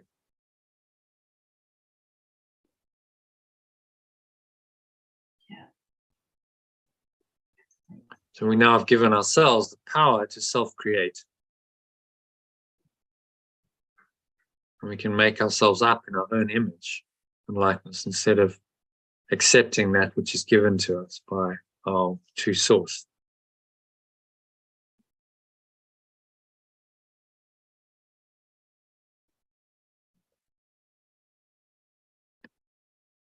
Okay, so number 2, this is the only sense in which God. This is the only sense in which God and his creations are not co-creators. Alternatively, This is the only sense.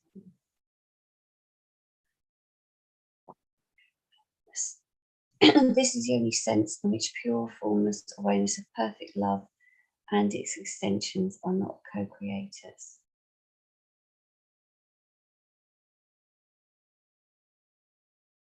yeah. I think I'm getting tired. I'm getting lost in the language of it. Okay, but this is important, so stick with it. Yeah.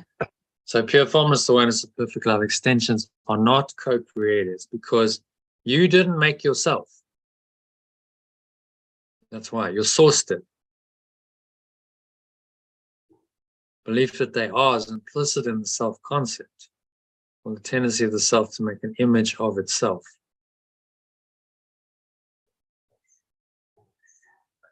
So I believe I can make myself.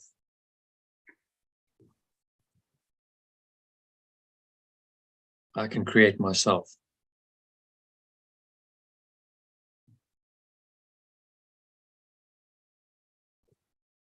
Well, so that's when we're in ego, when we believe we create ourselves. Yeah. So we don't acknowledge our source and say, well, I am as God created me. I am as the source extended me in our language. And there really isn't anything I can do about that. I am, it's eternal, it's permanent. I can't change that. The ego says, no, oh, yes, you can. You now have the power to create yourself, which is bizarre. I mean, you can't really make sense of that. How, well, you exist already, don't you? You must have some existence, some mind, some awareness, and then you're going to go and play this game of creating a self, a false self, that somehow covers that over, which is exactly what the ego's done.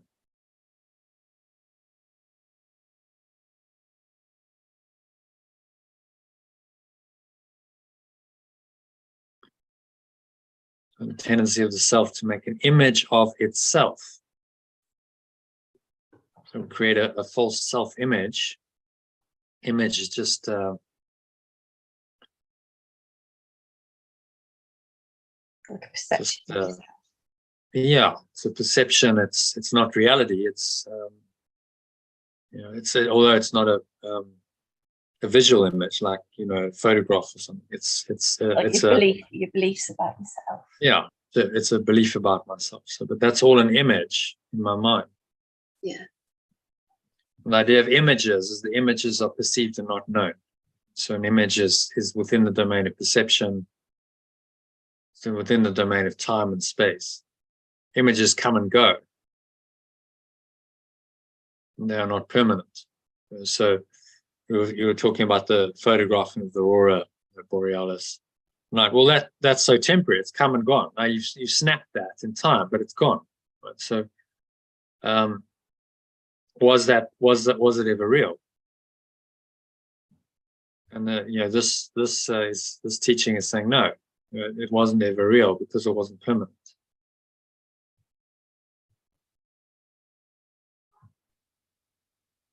So what you captured was a snapshot in time in the moment. But it was, if it can change, it's not real.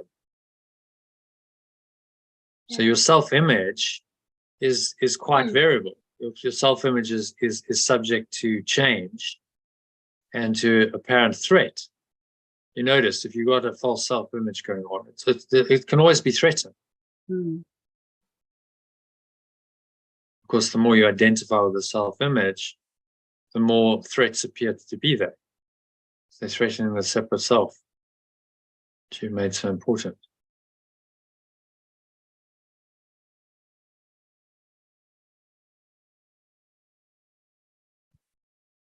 Okay. Images are perceived and not known. I think the rest is probably, you can read it in the alternative. So, knowledge cannot deceive. But perception can. You can perceive yourself as self-creating, but you cannot do more than believe it. Perceive yourself as self-creating, but you cannot do more than believe it. Yeah, and then you cannot make it true. Okay. So you believe it and you make it real by your belief in it. And it seems to have power over you, but it's not ultimately true. You cannot make it true. As hard as you might try, you cannot make it true. The ego has tried very hard to make its thought system real and make it work. Mm. But it doesn't. Because you cannot, the truth is beyond your ability to affect.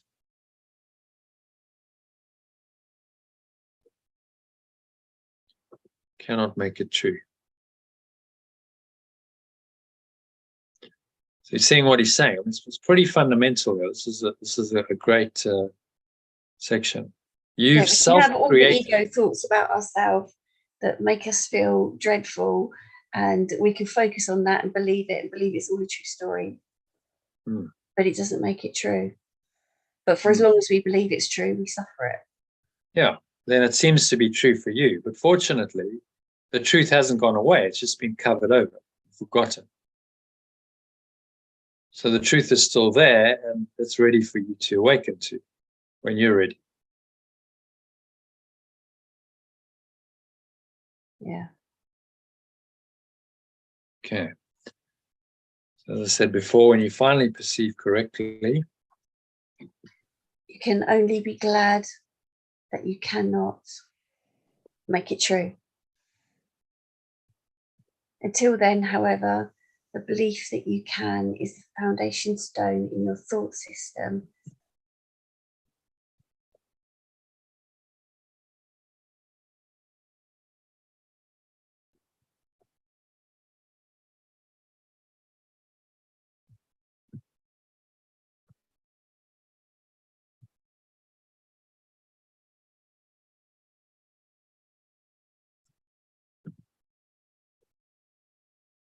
however, until then, belief that you can.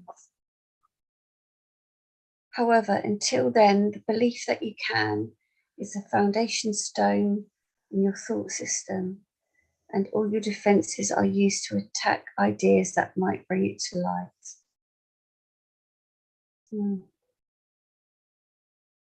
Foundation stone. Okay. So it's here's, maybe we just say is foundational.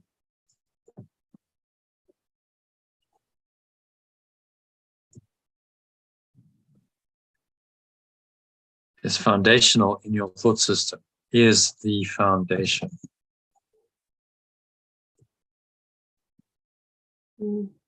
of your thought system. And all your defenses are used to attack ideas that might bring it to light. So light is awareness, bring it to.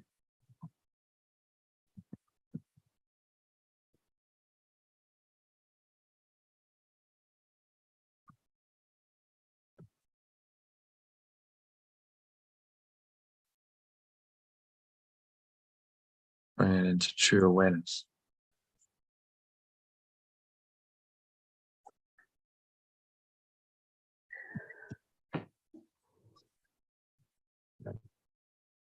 Okay, so you still believe?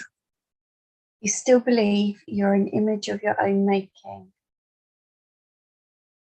Your mind is split with the remembrance of perfect love on this point. And That will be the Holy Spirit. Yeah? The original was the Holy Spirit. Your mind is split with the Holy Spirit on this point. And there is no resolution while you believe the one thing that is literally inconceivable. No resolution while you believe the one thing that is, that's why you cannot, that is why you cannot create and are filled with fear about what you make.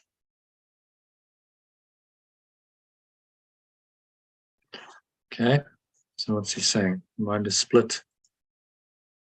So Yeah, between ego and truth, I presume. yeah, And yeah, that while you keep believing that the ego thoughts are true, that nothing can be changed. mind is split from, or the mind is Separated. Is it? yeah, separated from, split from.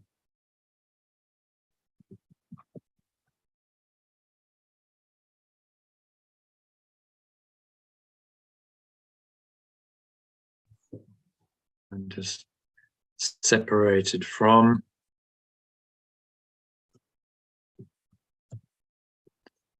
And it's a perfect love on this point. And there is no resolution while you believe the one thing is literally inconceivable. And it can be.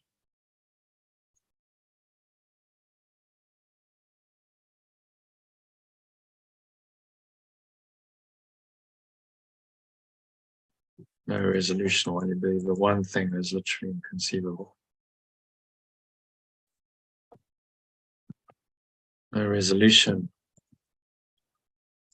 of this.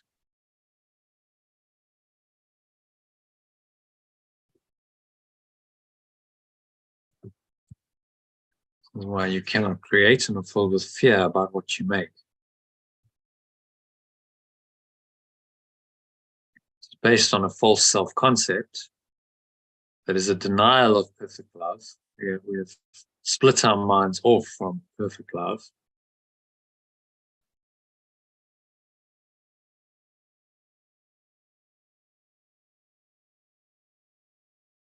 Okay, so shall we read this,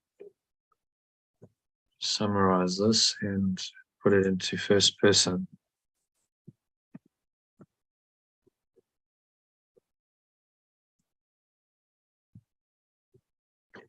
And the fruit of the tree of knowledge is a symbolic expression, self-creating. We can keep that. This is the only sense in which pure forms and its extensions are not co-creators. Pure formless awareness and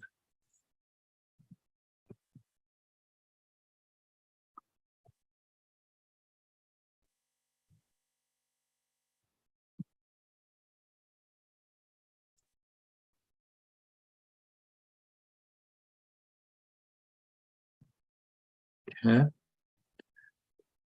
Pure formless awareness, a perfect love, and I as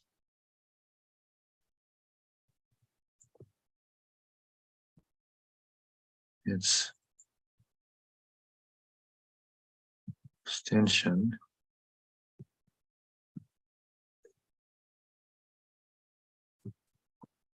I'm not co-creator with it. So it made me, right? It comes from the source in a extending from source to me. I can't make myself because of that.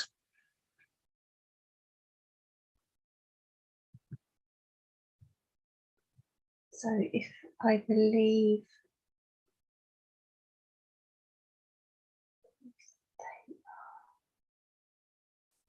The belief that I am. So if I think I'm co-created with God, I can create myself. Is implicit in the self-concept. Is behind.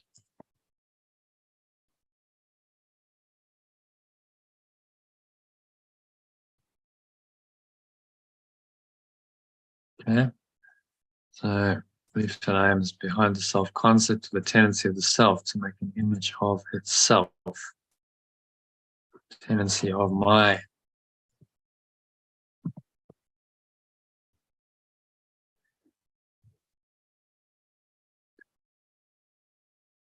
little self to make an image of itself.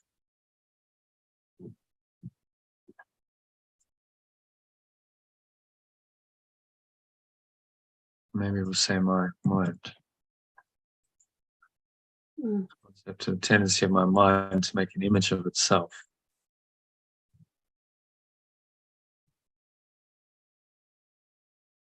Images are perceived and not known.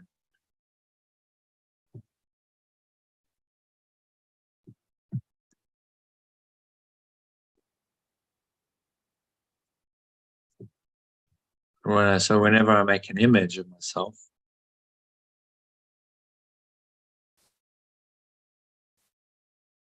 I'm misperceiving. Images are perceived, not known. So I'm in the domain then of illusion, perception, rather than knowledge.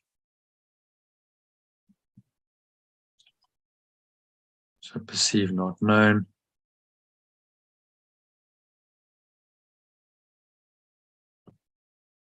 Knowledge cannot deceive me, but perception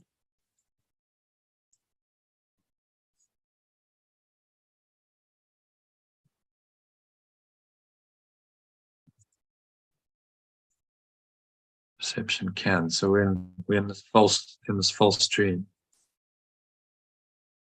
Perceive yourself as self-creating. You cannot do more than believe it. So I can perceive myself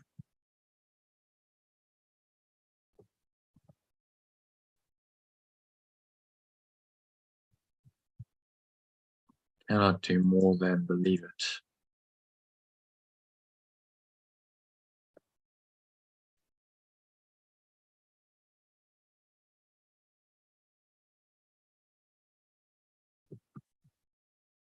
I cannot make it true.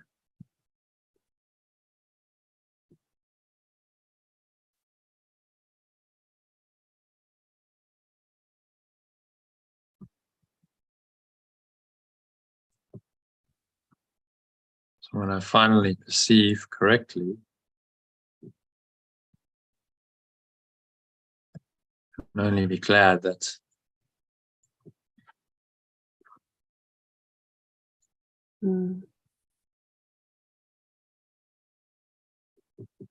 I cannot make it true. That makes it go in stronger. When you say I. Yeah. Until then, the belief that I can is foundation of my thought system. And all my defenses used to attack ideas it might bring.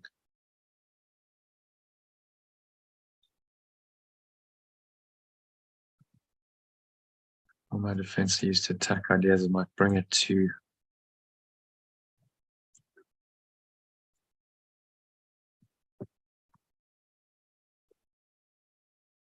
my true awareness.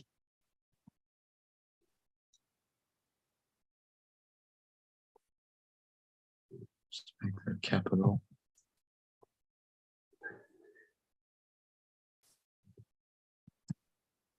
Still believe I'm an image of my own making.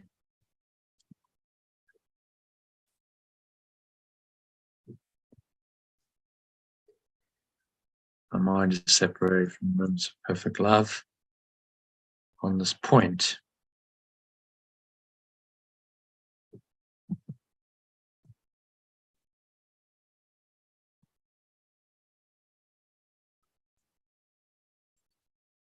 there can be no resolution of this.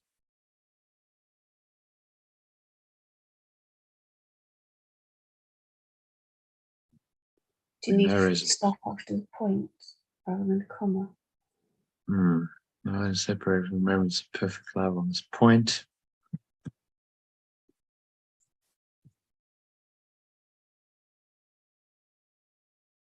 be no resolution of this conflict while I believe one thing is literally inconceivable.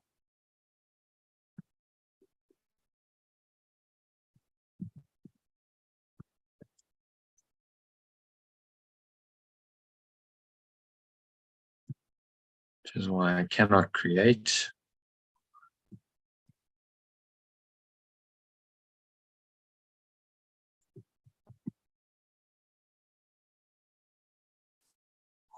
And I'll change that to, which is why I cannot extend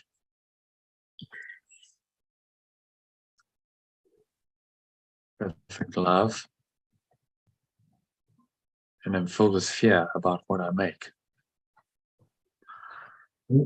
Okay, so let's do it from the top. Read that in the first person. See if it all makes sense.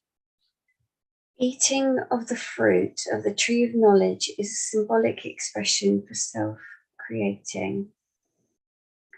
This is the only sense in which pure formless awareness of perfect love and I, as its extension, am not co-creator with it.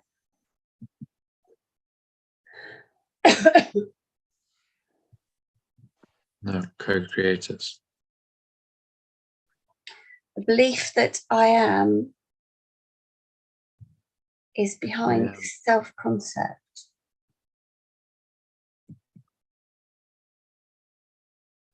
Maybe we should just be very explicit. The belief that I created myself behind the self-concept or the tendency in my mind to make an image of itself. Or the, let's just say, or the image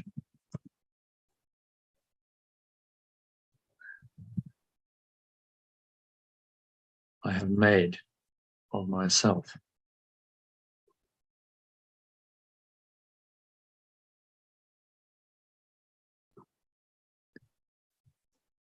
But images are perceived, not known.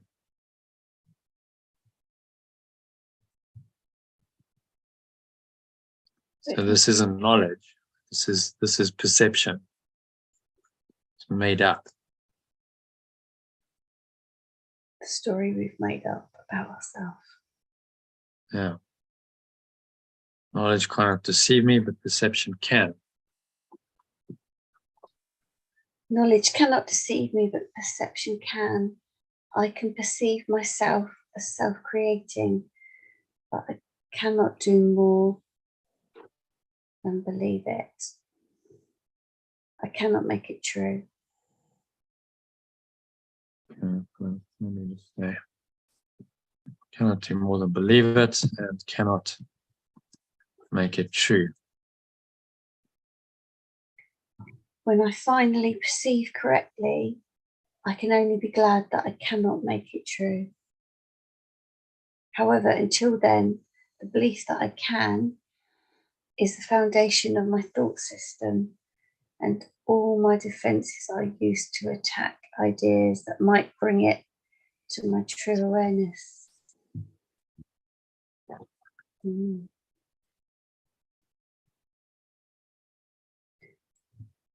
I still believe I am an image of my own making, and mind is separated from the remembrance of perfect love. Because of this. There can be no resolution of this conflict while I believe the one thing that is literally inconceivable. I'm going to say, I cannot, let's make it, I cannot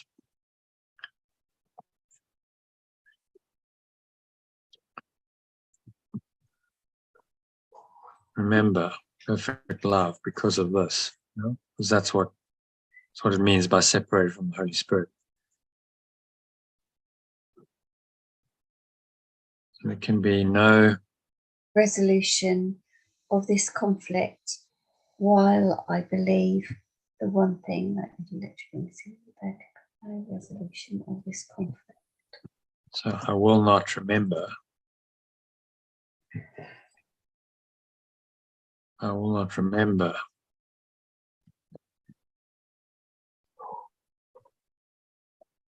what I really am, so long as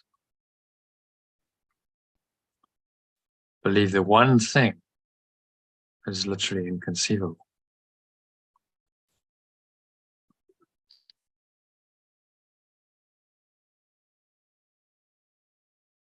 So maybe we need to name that. As long as I believe the one thing is literally inconceivable, which, well, as long as I believe that I can create myself,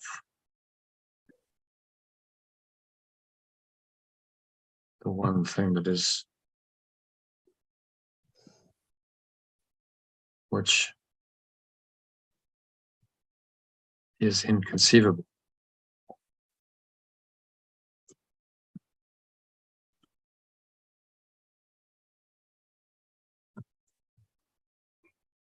This is why I cannot extend perfect love and am filled with fear about what I make.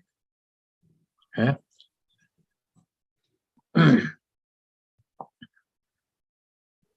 So I'm going to read it from the top again. It's an important paragraph, this section. So let's make sure we've got it clear. So from eating, yeah, eating of the fruit of the tree of knowledge is symbolic expression for self-creating. This is the only sense in which pure formless awareness of perfect love and I, as its extension, am not co-creators. The belief that I created myself is behind the self-concept or the image I have made of myself. But images are perceived, not known.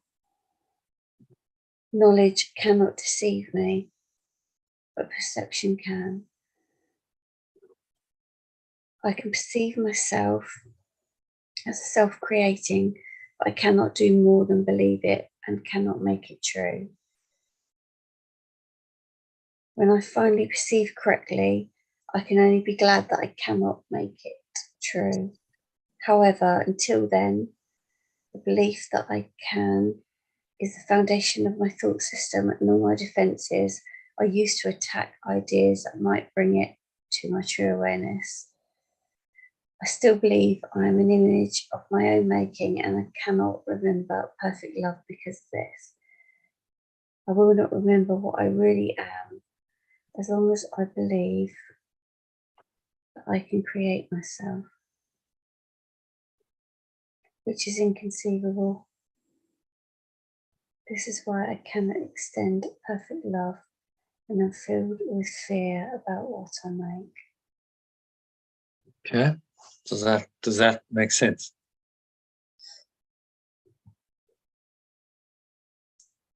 Yeah, I think it's what I said before. If we believe our ego stories, yeah, we believe our ego stories,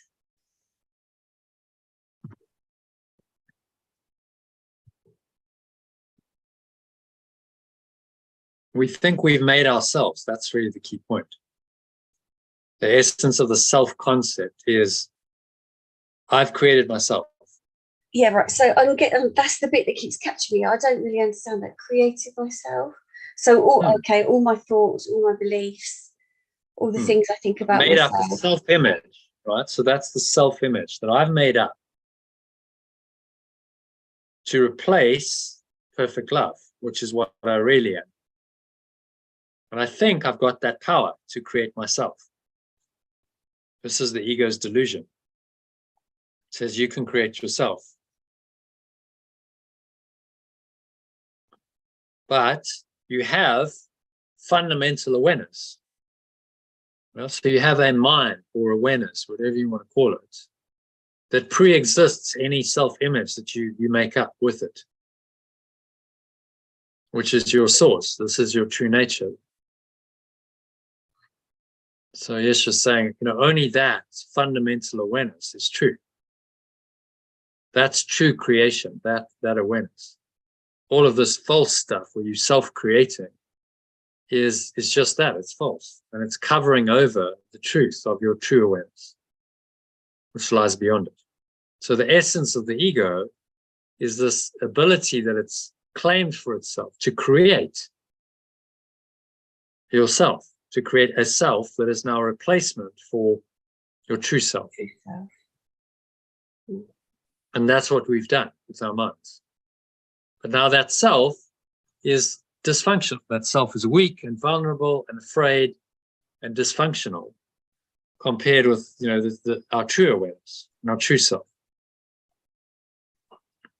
But we cling to it because we cherish the ability to self-create. And we don't want to surrender and say, okay, actually, I have no ability to create myself. I am as God created me. That's one of the key messages of the Course.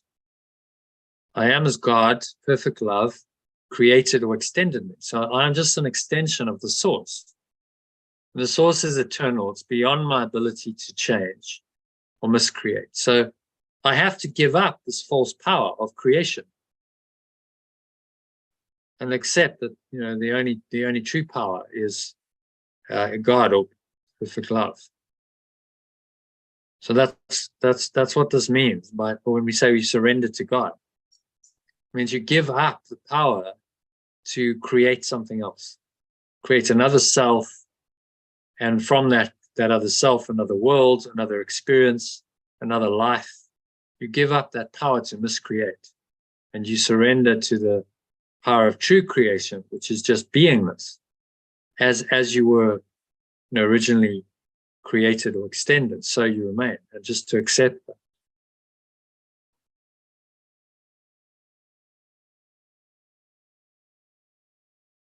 Does that make sense?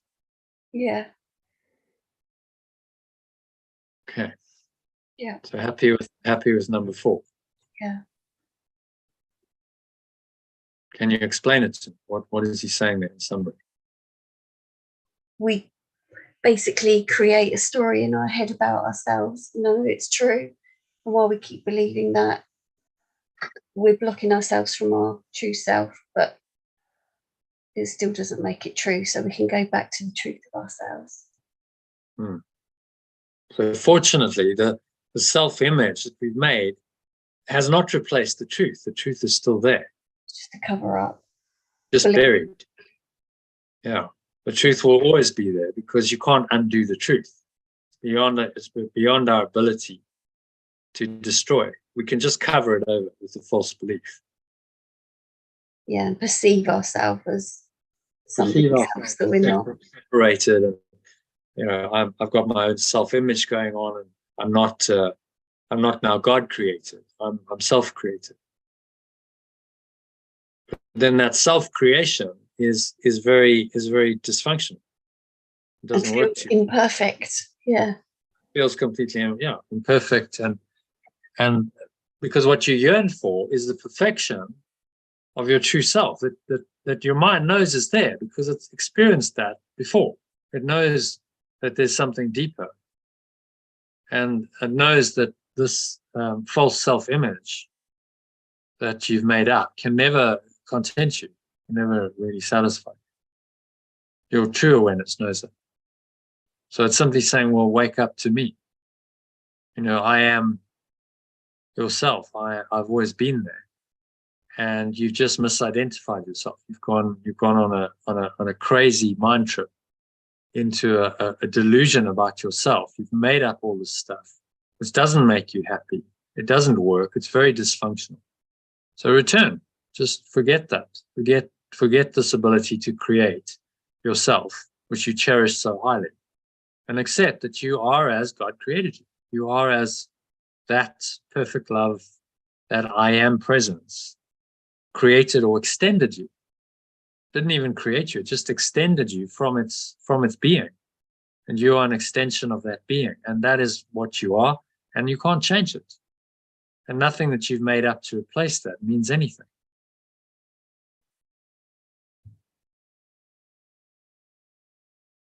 Okay. Mm. So I think that's good. It's pretty clear, and it's a powerful teaching. So the essence of what we're doing now, we're unpicking this, you see.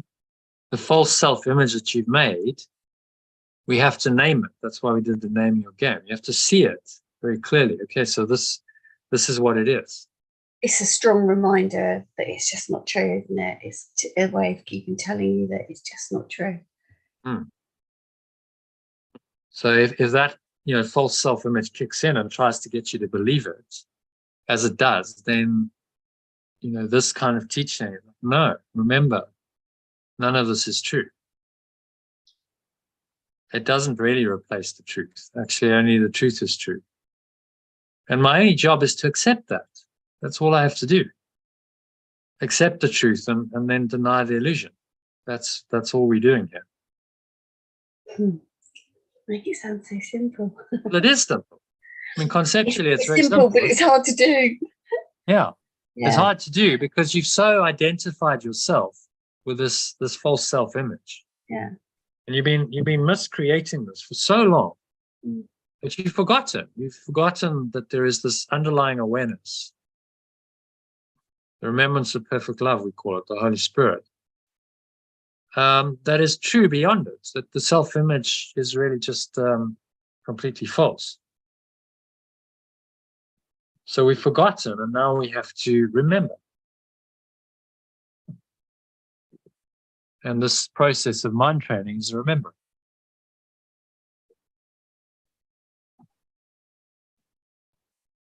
And it's painstaking work. You sit and because the ego is stubborn, it doesn't want you to remember. But as you go through this kind of work and you sit for hours, it's like, okay, I'm remembering. Something's coming through the darkness into my mind to tell me that, yeah, I remember. There was once a time, before time was, where we were all perfect. Everything was absolutely perfect. There was nothing wrong at all. We lived in the bliss of our true awareness. There was no separation. And there's a distant memory of that. There's some part of our mind that knows that still. And that's the remembrance of perfect love, the Holy Spirit. It's calling us back to that state, saying, remember, that perfection before all this craziness you made up based on a separate self. And return your mind to that, because that's what you really are. Okay. So the mind can make the belief in separation. The mind can make the belief in separation very real and very fearful. And this belief is the devil. I don't believe in the devil, so it's not a trigger for me. Well, you're just saying it's a belief, isn't it? Yeah. That's all. There's no, just like God is not outside of you, the devil's not outside of you. It's just your own belief. Yeah. The belief in separation, very real and very fearful. This belief is the devil. So he's telling us very clearly here that the belief in separation is the problem. It's the devil, it's the ego. That's why we translate the ego as the belief in separation. But it's just a belief. What could be so scary about that? It's only powerful if we believe it and we run that program, keep believing, then it seems to have effect. But if we deny it, then it has no power at all. Okay, so number 2, it is powerful. Number 2, it is powerful, active, destructive, and clearly in opposition to God, because it literally denies his fatherhood. And it's translated. Literally denies its source. Denies it fatherhood. Could use sourcehood, but I don't really like source. Denies it as source. Because it literally denies it is the source.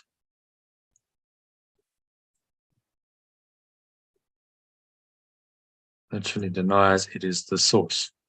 Okay, so it denies that perfect love is the source, and as has then created something else to replace it.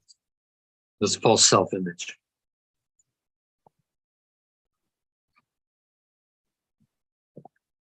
Okay, so look at your life and see what the devil has made.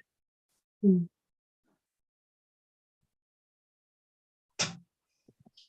at your life and see what the belief and separation has made.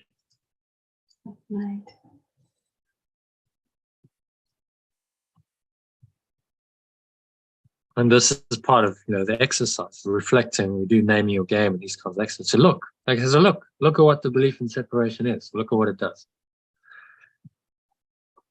He's asking us to do that. It's not pretty, but you have to look at it.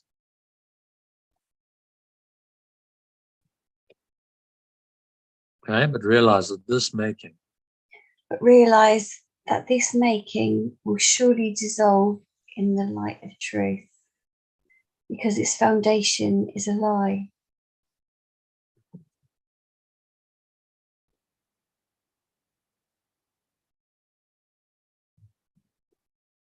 The light is pure formless awareness, or awareness. Pure formless awareness of truth. Pure formless awareness of love. It's the same thing. Because its foundation is a lie. So in the light of the truth, we are one. The idea that we are separate is seen as a lie. You can't believe both, can you? It's not possible.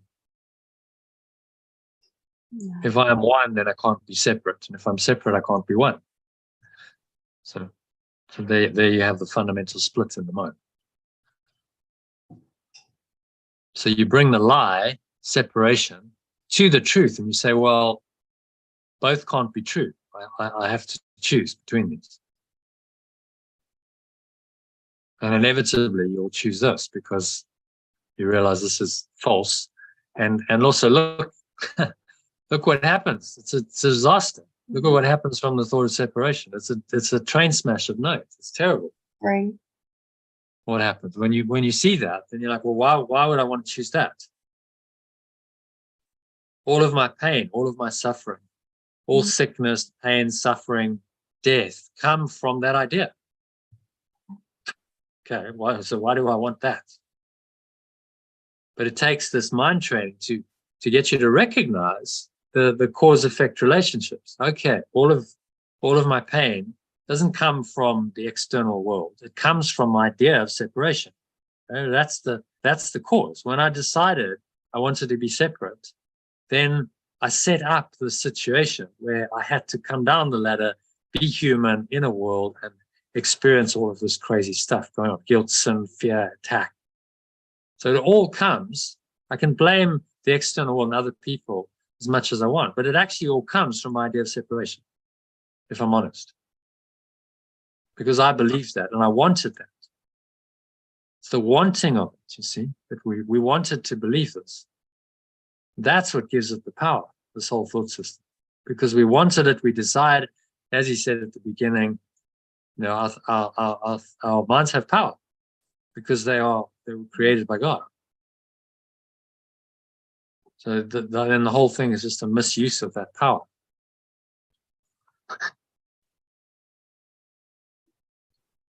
Okay, so number 5, let's go back here.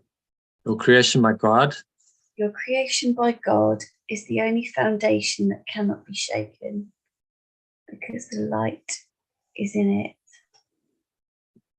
Yep, so your creation by, your extension by pure formless awareness of perfect love is the only foundation that cannot be shaken. So maybe we'll say your light, isn't it? Creation by, extension by. So you are extended. The very fact that you have awareness, there's any awareness going on at all. You have a mind, you have some kind of existence. I mean, that's proof that you are extended by this source. You would have no awareness otherwise. So just the fact that we can have some awareness some kind of life, even if we we think we're human, but there's some awareness going on. That's a recognition that we are extended by the source. This would not be possible if there wasn't this pure formless awareness of perfect love as the foundation. It cannot be shaken because the light is in it.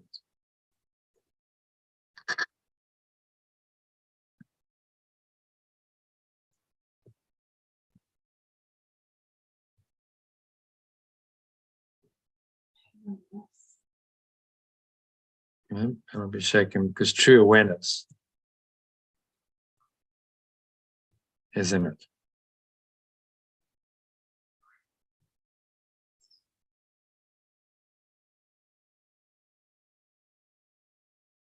So I have this true awareness, which stems from pure formless awareness. The true awareness is the kind of the remembrance of this ultimate state of pure formless awareness, perfect love, as my foundation.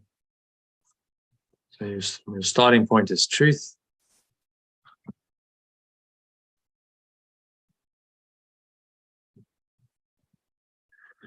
And you must return to your beginning.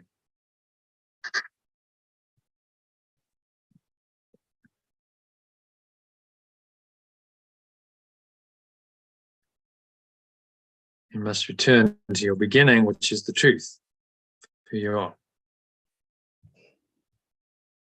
You must return to this. You must return your mind to this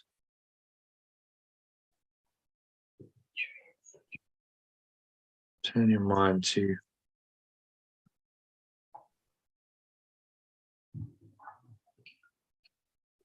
knowledge,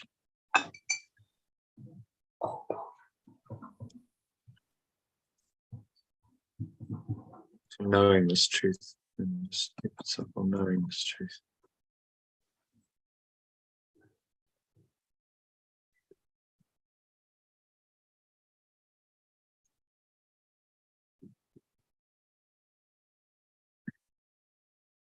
Okay, much has been seen since then. Seen since then, but nothing has really happened. So this is the separation. Since then is since the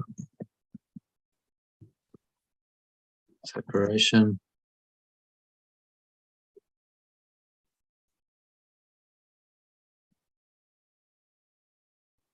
But nothing has really happened.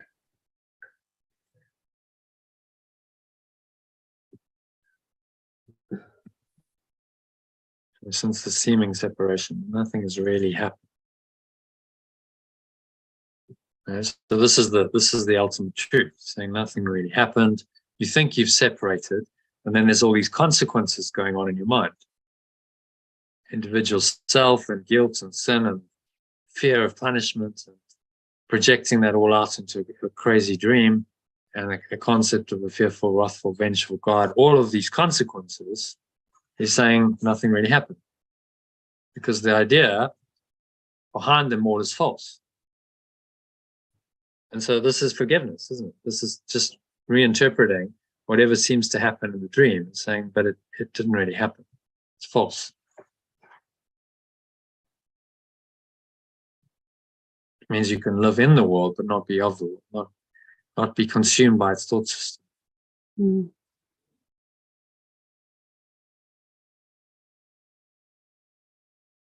Okay? Yeah. Yourself is still in peace. Yourself is still in peace, even though your mind is in conflict. You have not yet gone back far enough, and that is why you become so fearful.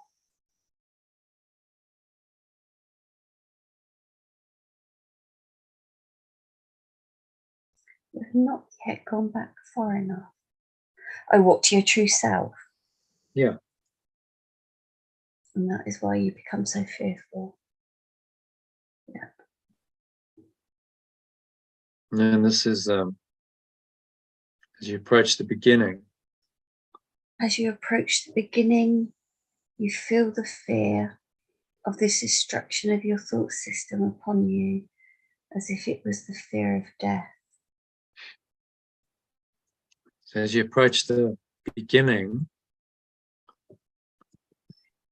or what's it's capital. So as you approach the truth,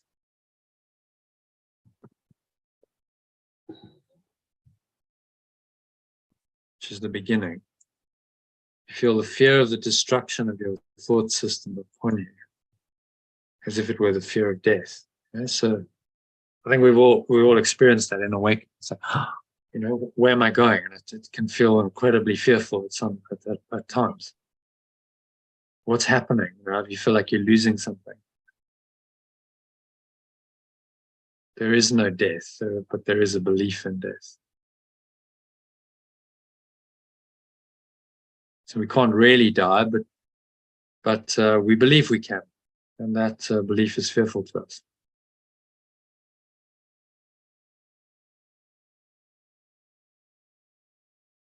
Okay. Yeah. So let's put that into personalized terms.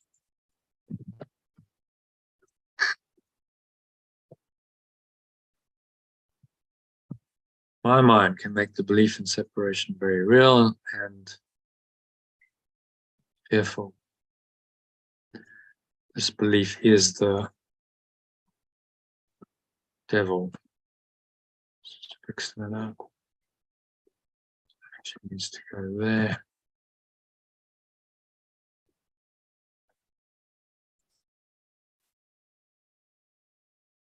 This belief is the devil. Seems to be powerful, active, destructive, and in opposition.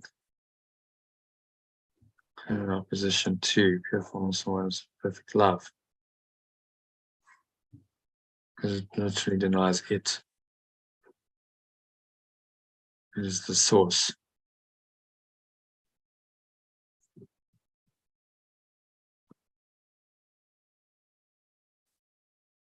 So I must look. And this is exactly what we did on Sunday. I must look at my life and perceive, maybe see. What do you think? See or perceive? I think see is quite good there. See. What the belief in separation has made. Or keep see, I think. Yeah.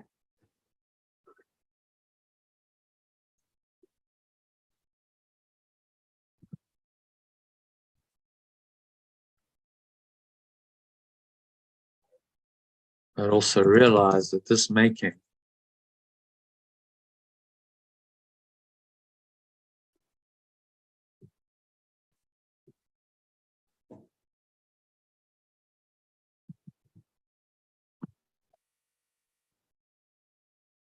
this creation instead of making will surely dissolve in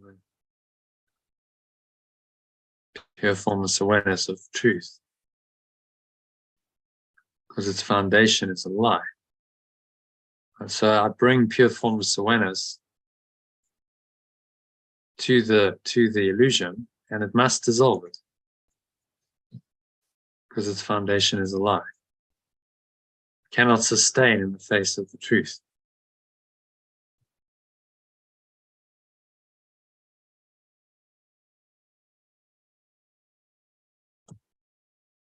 Okay, so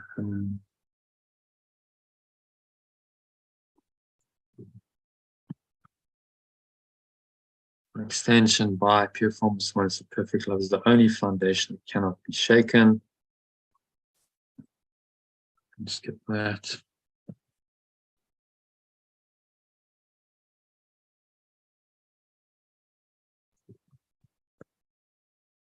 My starting point is truth, and I must return my mind to knowing this truth.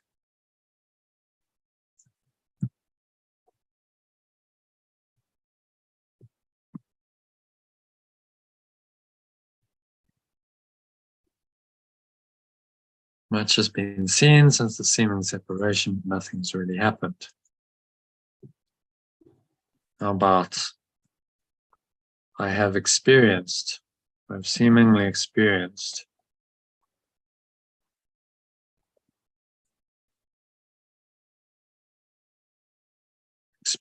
a lot since the seeming separation, but nothing has really happened.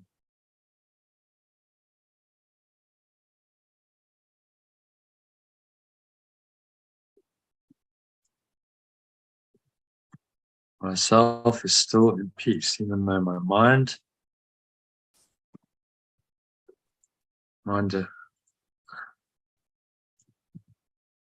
seems to be in conflict. I've not yet gone back far enough. Your That's brain why seems to be in conflict.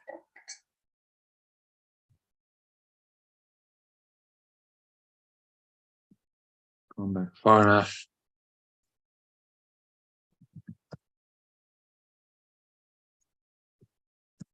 Which is why I become so fearful. And so as we approach the truth of who we are, as I approach the truth of who I am,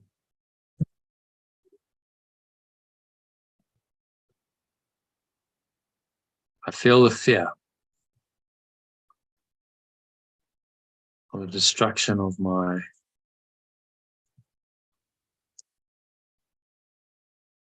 false thought system.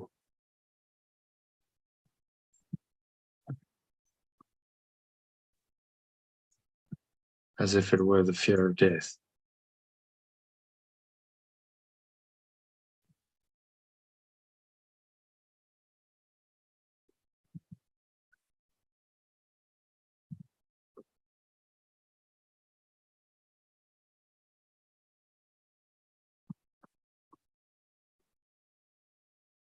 But there is no death.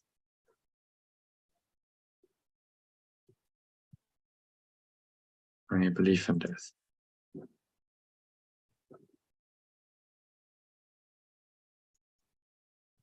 Make that another sentence.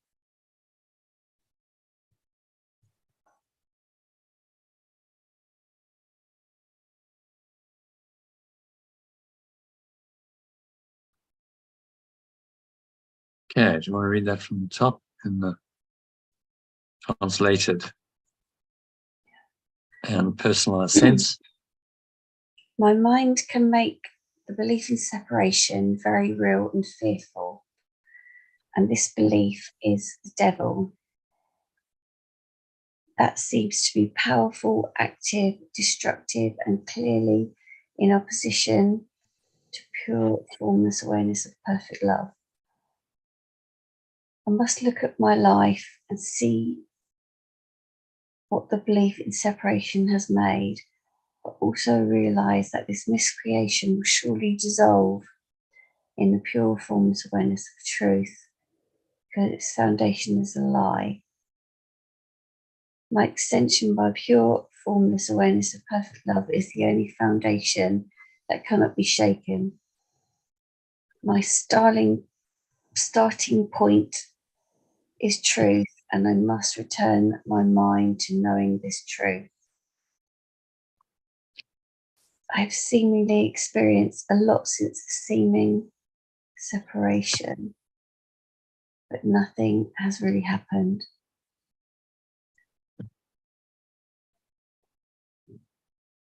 Myself is still in peace, even though my mind seems to be in conflict. Please put the in between the B and the conflict. I have not yet gone back far enough, which is why I become so fearful. As I approach the truth of who I am, I feel the fear of the destruction of my false thought system, as if it were the fear of death. There is no death, but only my belief in death. As I approach the truth of who I am, feel the fear of the destruction of my false, the fear of death.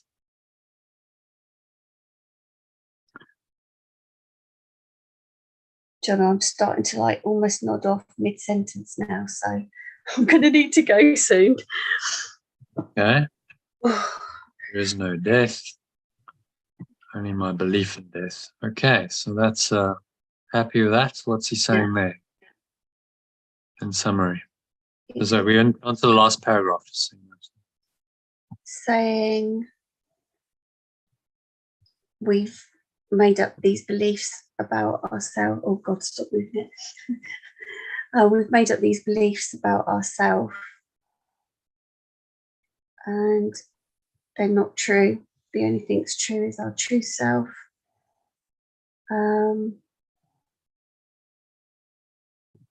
Well, we keep. I must look at it to see the delusion. It's like yes, the awareness, but getting the awareness that it's untrue, and as soon as we have that awareness, we don't believe it anymore. We know it's not true.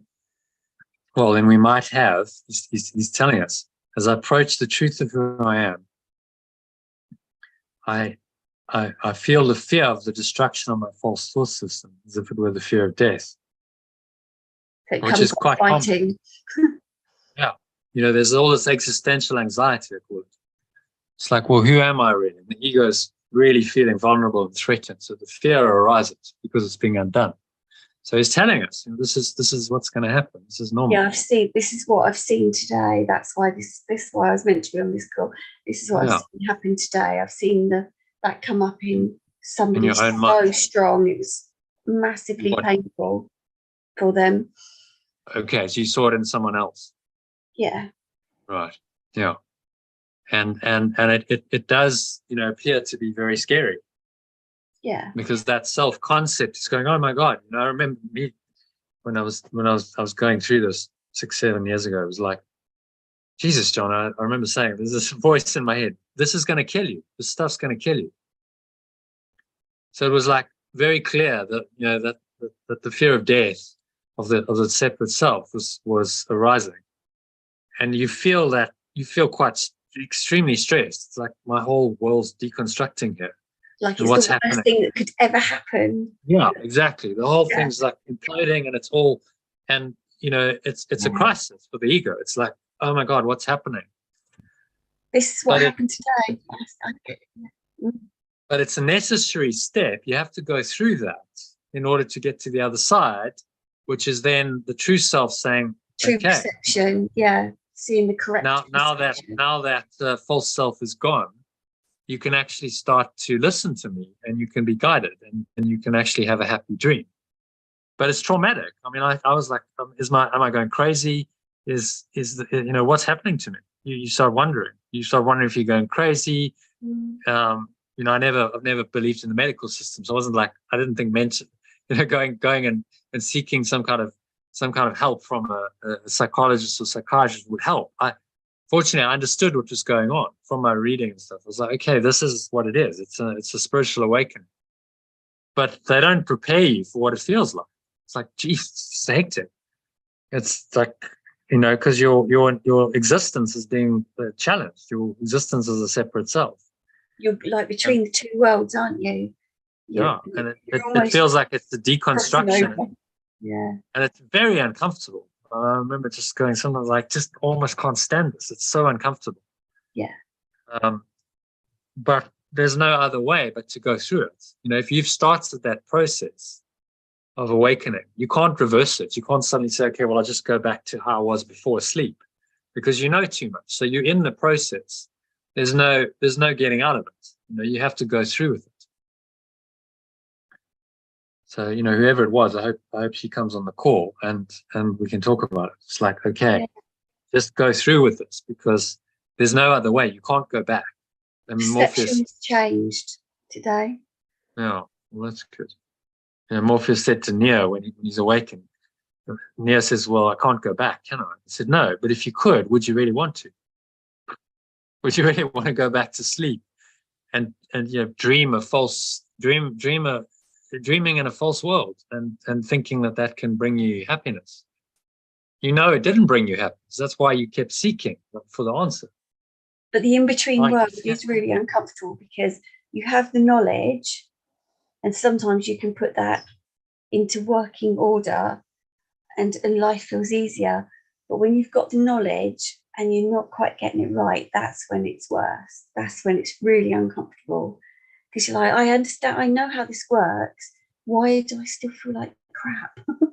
You know, like why am I still letting things get to me?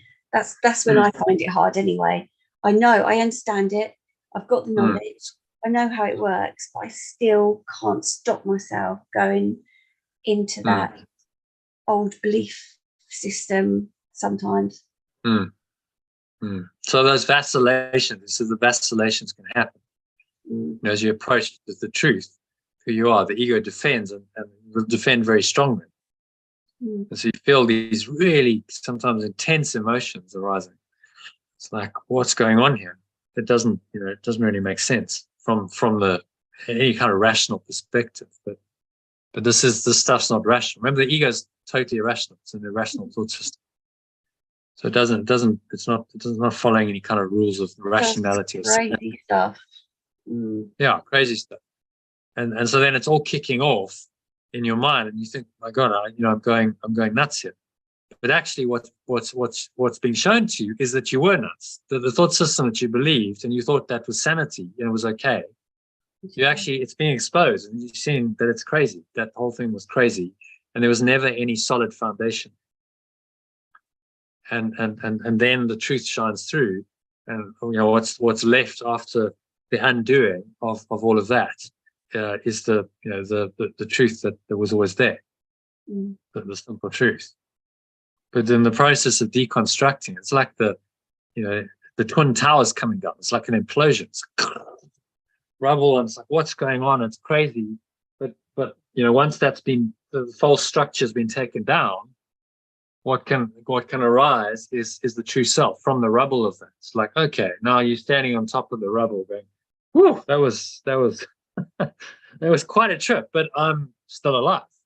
In fact, more so than ever. You know, that's really interesting that you just said that.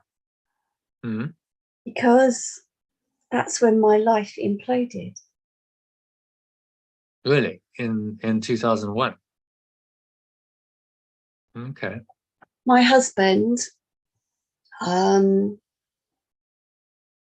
got quite obsessed with watching all the footage over and over again, and kind of had a breakdown, and our marriage ended.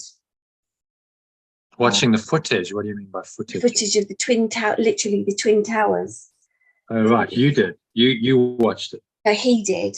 He was watching. Right. He was watching it over and over. So I'm seeing it as like a right. stuff that happened around me. So so he got quite obsessed with watching that.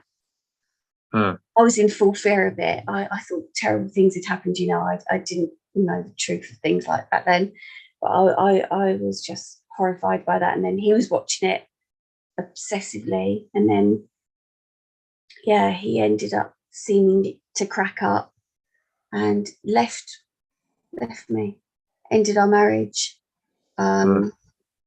We'd just gone through a massive financial situation, and he left me with that, and I was made redundant the same week that he left me. So you see what I mean? Yeah, it was like an implosion. It was literally that was probably what you needed to wake you up. That's what I just had, that realization. That was my awakening. That was the start. That was the start of it. The big start of my awakening. I just realized that now, because I've kept thinking, when did it all start? Because obviously there's little bits through life, but I've never been able to work it out. But that's when it was.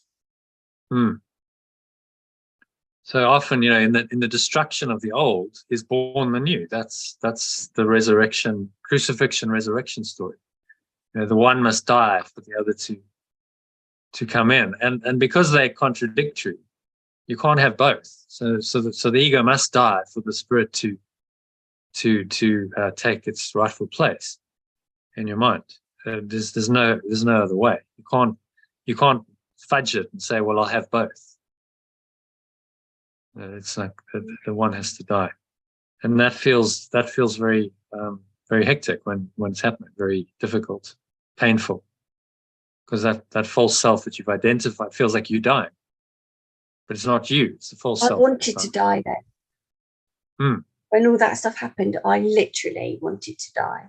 I used to wish every single day that I would just die. So I can see it now. It's all like playing out in front of me. Yeah, weird. So when you said standing on the rubble of it, I thought, my God, that's what it felt like. Well, it's interesting that I was inspired. I don't know why I brought that analogy in, but it just dropped in. Yeah. It's like, well, Twin Towers. This complete implosion. And then, it's really hectic when it's happening. It seems terrible, but actually the Twin Towers were false. It was a false thought system. So, then you stand on the rubble of it, and you're unaffected. And so another great movie analogy, if you've watched Star Wars, and one of the more recent ones, Luke Skywalker is facing his apprentice, who's like so angry, and he's like just like so much anger and attack. And then there's a huge crater, and he just gets out. He just comes back and he walks out. He's like, actually, just a little brush off.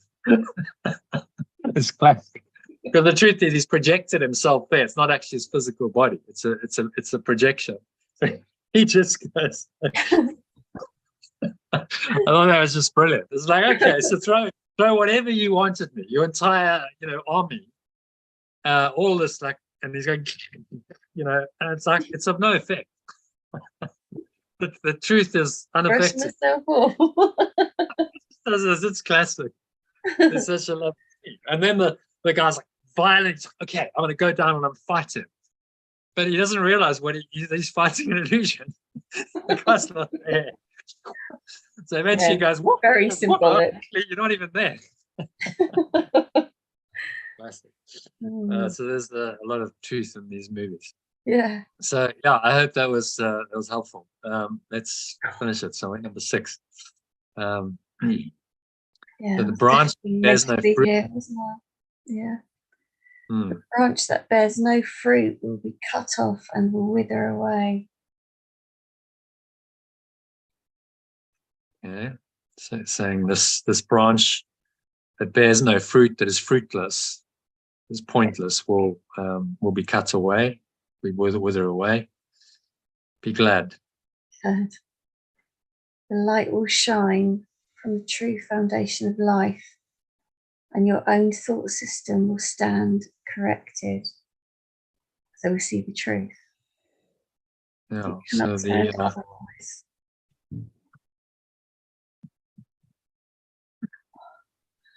The light is really pure formless awareness.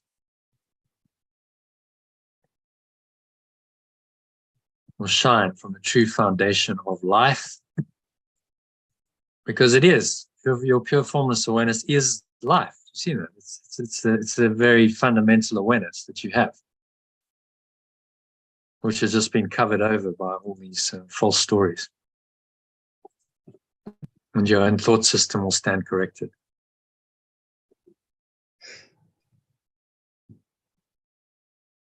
Okay, cannot stand otherwise.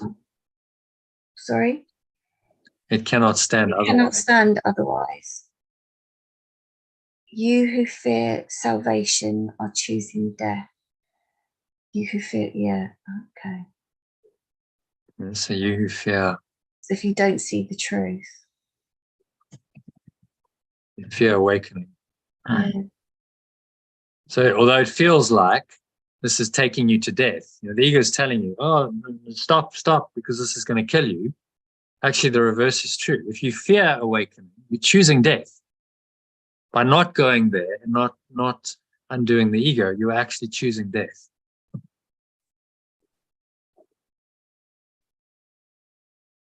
And this is life and death, light and darkness.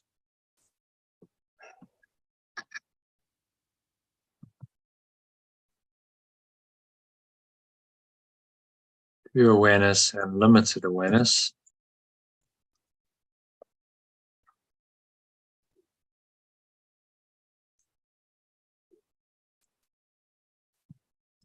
Knowledge and perception. Okay, so these are the apparent opposites, are irreconcilable. You can't make both of them true.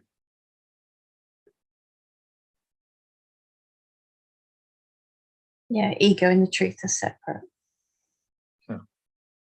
And it's so important that he keeps emphasizing it, because he's got to help us to see that. But it doesn't matter what we do and how we try, and we've tried. Believe me, we've tried to fudge this and make both of these true, but they never will be both true. We have to, so we ultimately we have to choose.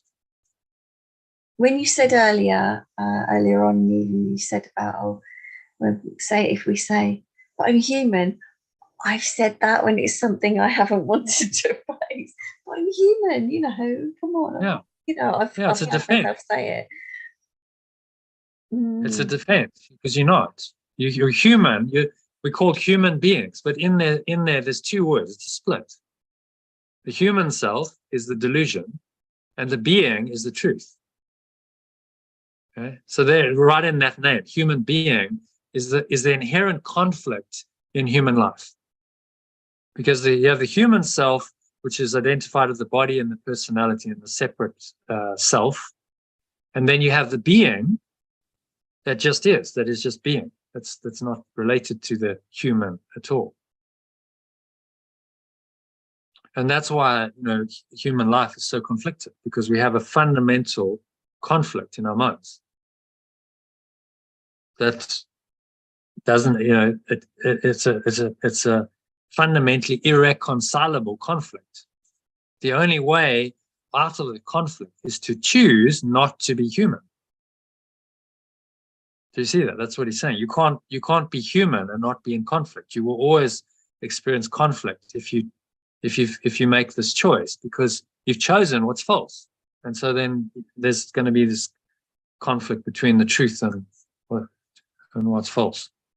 That's when Life and death. brain starts going crazy, though, because I'm thinking, right, so I know if you're saying we're not human, then I'm thinking, so it's that, then I'm not in the body, and then my brain starts pushing against it. Yeah, it's your mind, really. But you experience it in the brain. But it's your mind saying, whoa, just stop there. That's going too far. Because then what happens? So what happens now? That's what I'm think. That's what I think. Okay, so I'm not this body. I'm spirit. So what happens now? Do you see what I mean? That is. Well, what happens is you won't just disappear from the body, but the spirit will use the body for its purposes. So you become inspired. You see, that's what will happen. The body doesn't just disappear. Oh my God, I've been fighting against it. I just couldn't get my head around it. Yeah. Do you get it? Yeah, I get it. So then you live an inspired life, because the spirit, which is pure formless awareness, is now directing. It becomes the main, it's the main focus instead of the other way around. Yeah. So that's now directing everything, and it uses your body and everything you can do in the body for its purposes, which is the inspired life. That's why it's a Course in Miracles. He's not saying you're just going to disappear. He's saying, no, I leave you in the charge of the Holy Spirit, and it is now going to guide you. Your thoughts, your words, your actions, whatever you need will be given to you, but now from another self. It's coming from the truth. So the truth is now doing Lynn's life. You're being done through by this higher awareness, which will feel a whole lot better than being in the separate self. There is enormous power in that. So that's what happens. You don't die. The body's Glad I asked. he's not telling us. No, and he leaves us there. The final lesson of the workbook, he's saying, this is what it's going to be. Let's just bring that up. So this is the final outcome of this course. Eventually, God takes the final step, and you leave the dream. But that's going to take a while. I'm not saying that's going to happen overnight. So you go to the workbook. Let's just, and then we go 361. So this is the final lesson. This holy instant. Can you read that? This holy instant would I give to you. Be you in charge, for I would follow you, certain that your direction gives me peace.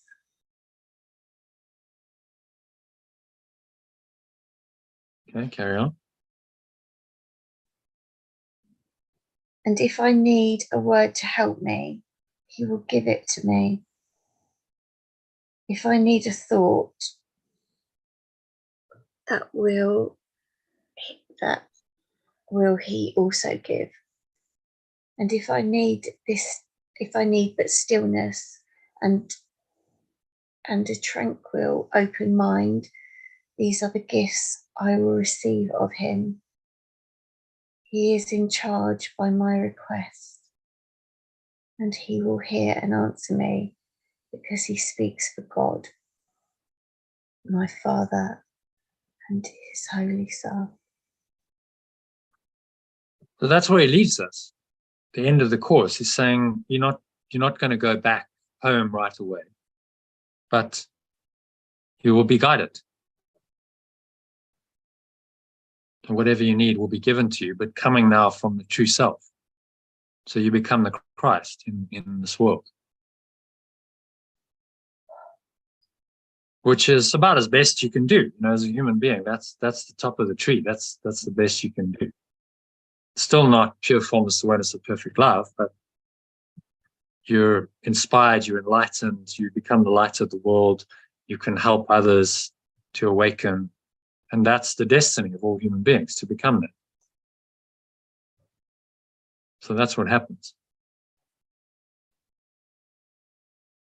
Which is, a good thing. If this is your final lifetime, then make it a good one. The rest of your life, you can be the light of the world. Be an inspired and inspiring person.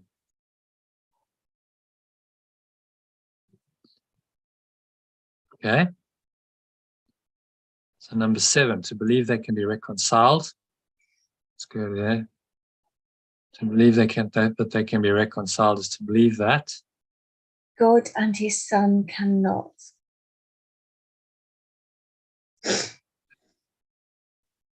Only the oneness of knowledge is free of conflict. Your kingdom is not of this world, because it was given to you from beyond this world. Only in this world is the idea of an authority problem meaningful. What does that mean? Okay. So only the oneness of knowledge is free. Conflict, right? Because there's no opposite. Oneness, knowledge is oneness. You could actually reverse that. Only the oneness of knowledge, or the knowledge of oneness. It would be the same, wouldn't it? Only the oneness of knowledge is free of conflict. Your kingdom is not of this world. Okay, so your kingdom is your reality. The reality is not of this world, because it was given you from beyond this world. It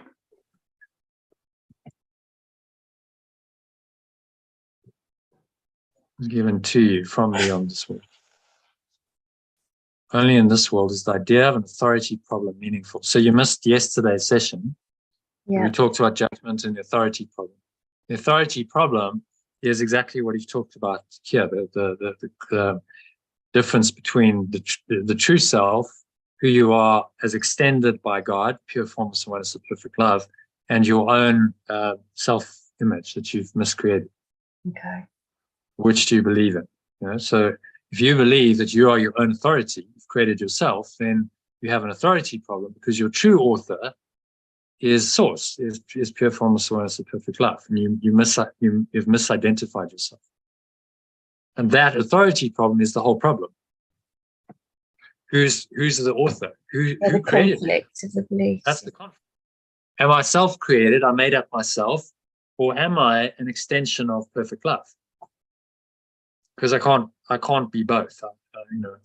I have to choose. That's what authority problem is, and that's the only problem we have. Authority problem. Who am I really? Who created me? Who am I really? That's the problem. It all comes down to the self. Who am I? That's why the ancient injunction, Oracle, Temple of Apollo in Delphi, was know thyself. That's because that's the answer. If you know yourself, then you come into knowledge. Know thyself. You become rooted in knowledge, which is transcendent. It denies the illusions of the ego. And then he says here, the world is not left by death. Interesting. You're saying, well, what happens then? But by truth.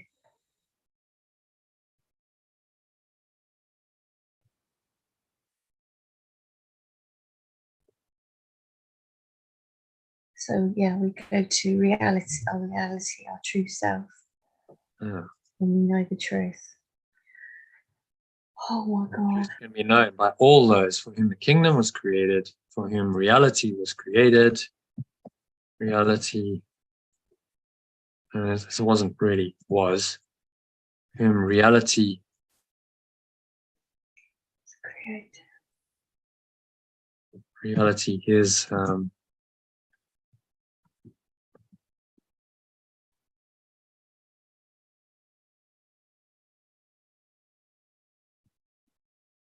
reality is extended, and for whom it waits. So that reality has never gone away. It's always there.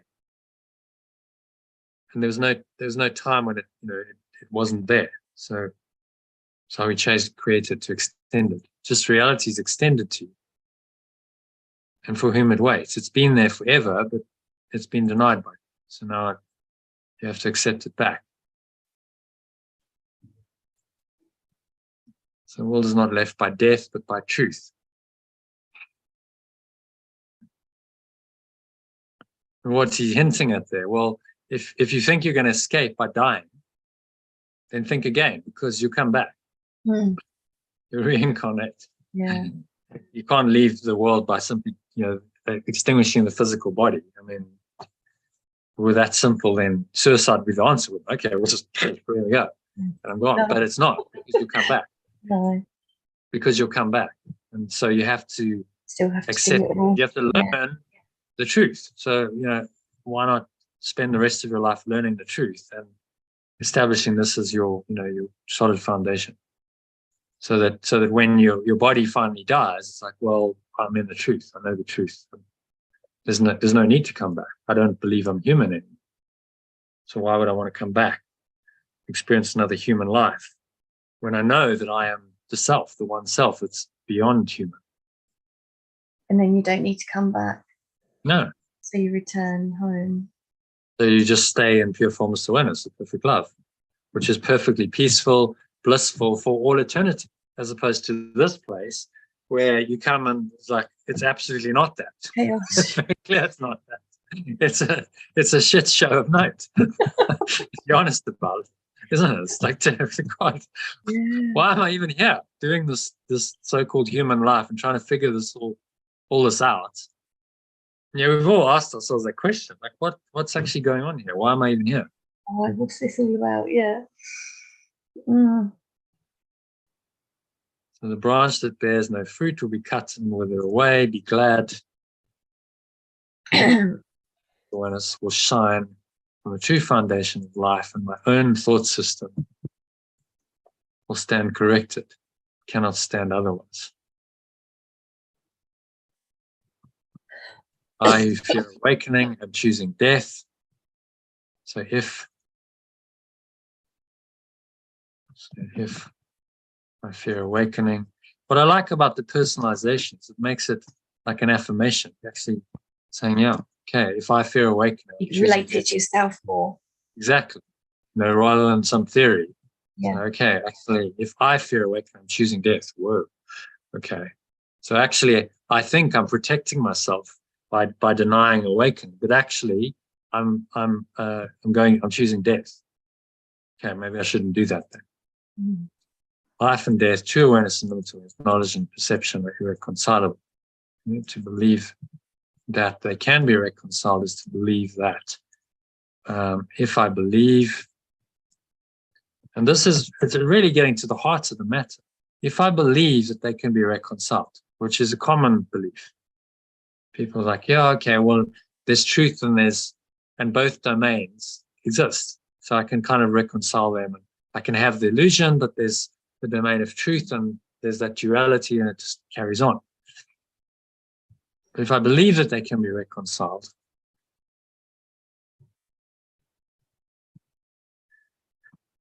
I believe that pure formless awareness of perfect love and its extension cannot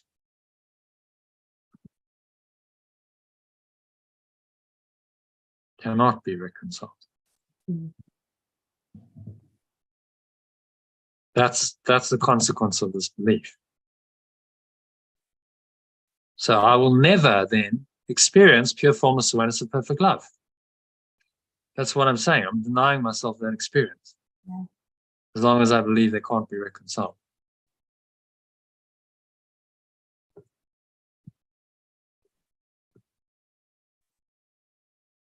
So only the oneness of knowledge is free of conflict. My reality is not of this world because it was given to me from beyond this world. Only in this world is the idea of an authority problem meaningful. The world is not left by death, by truth. Truth can be known by me, for whom reality is extended and for whom it waits. So then it becomes personalized. So we want to read it from the top. The branch that bears no fruit. The branch that bears no fruit will be cut off and will wither away. Be glad. Pure formless awareness will shine from the true foundation of life, and my own thought system will stand corrected. If I fear awakening, I am choosing death. Life and death, true awareness and limited awareness, knowledge and perception are irreconcilable. If I believe that they can be reconciled, I believe that pure formless awareness of perfect love and its extension cannot be reconciled. Only the oneness cannot be. Only the oneness of knowledge is free of conflict. Only the knowledge of oneness. Yes. Only the knowledge of oneness is free of conflict. My reality is not of this world because it was given to me from beyond this world. Only in this world is the idea of an authority problem meaningful. The world is not left by death, but by truth, and truth can be known by me, for whom reality is extended and for whom it waits. Okay, so what's he saying there in summary? He's saying that you can't, if you carry on believing in ego and truth, there's always going to be the conflicts and the battles because they don't blend, and you'll never get to pure formless awareness of perfect love if you keep believing the ego stories, because they'll always stop us from getting there. Yeah. So he's asking us to make a very clear choice. because we which can't for do the ego absolutely is happy. destruction. It's the end of the ego, but then the ego was never true. So it's the end of a delusion.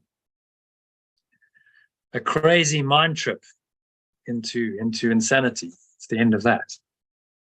But the ego is attached to it, so we feel the fear of death because the ego's now got to die. But the ego is not true, so you can't really kill what's never true anyway. It was always an illusion. But that whole thing, that's what I went through when my marriage ended. See it. And then often, that sort of death comes upon you. And some people then take that literally and they commit suicide, which isn't helpful, because they actually could have used that to awaken. I wanted to. Yeah. They sabotaged the process. Yeah, you wanted to, but someone kept you in it and said, okay, maybe there's something to learn from this. Yeah. Because if I don't learn my lessons, then, you die unawakened, you die confused. And guess what? You come back, you have another life, same drama or similar drama. Same old stuff to go through, same old lessons. Yeah, so then you're going to commit suicide every time. You're going to bail out and you're never going to learn your lessons. And well, that's not clever at all. No. So, go through it. It's seemingly painful, but this is the way to awaken. You go through the tough lessons, and then you awaken on the other side of it, and you go, well, great. I've hung in the game so that I can learn my lessons. That's the only point. It's not so that you can suffer. It's so that you can learn and ultimately transcend it, transcend the need to be here. So that brings us to the end. Would you like to do a meditation on this quickly? So what I do is I think I'll fall asleep. I'm pretty sure I'll fall asleep sitting up if I do a meditation. Okay. That's okay. You can fall asleep. Is that all right? Yeah. Just then go, use it as your bedtime meditation. Go off to sleep. Okay. Can you do me a favor, please? When you do whatever you do with this recording, could you send it to my account, because it's all been mind-blowing. I've had such a massive shift in my perception. I can't quite cope. So I want to listen to it again. Yeah, well, it'll be on Telegram. And can you not get the stuff in the group? Yeah, it's just that then I can't save it. Can I take it out of that Telegram and put it into my own? Yeah, you can. Okay. Yeah. Just forward it to saved messages. It's just I keep wanting to go back to things and then I can't find them. And there's a saved messages folder in Telegram. So if you forward it from the group to saved messages, then it'll be in saved messages. Okay. Because it's all the stuff when you said about Twin Towers thing, literally it was like the things clicking into place in my head. I could see it all falling into place. Yeah. It was a phrase you said, and I can't remember it now. That's why I want to listen. A phrase. Well, I said you stand on the rubble. That was it. That was it. It was that. I think it was that. You stand as the true self on the rubble, going, "Oh, okay, that was quite a trip, but I'm here." I was on the rubble. You were on the rubble, and but you survived because your true self is indestructible. But it's just very interesting that I used that analogy. Why? Yeah. Why? It was very perfect. Thank you so much. Thank God you got that, because that's made such a difference to my life. Yeah. Well, thank the Holy Spirit, because for some reason it drops in, and I don't know why I'm using the Twin Towers, but that just came in. So. Yeah, that was meant to be. Wow, amazing. Yeah, good session. Thank you. Okay. Massively important. Thank you. Yeah. Good. Well, well done for showing up, and you stayed till the end. So thanks. So it's helpful to have someone to do this with. Otherwise, I've tried doing it on my own sometimes. It's hard work. Yeah, I bet. Yeah, really. That's when you start falling asleep. Okay, so I'll guide you through a little 20-minute meditation on this, if you like. Okay. All right. So I just need to run to the loo very quickly. I'll be 60 seconds. Yeah, no problem. I'll do the same.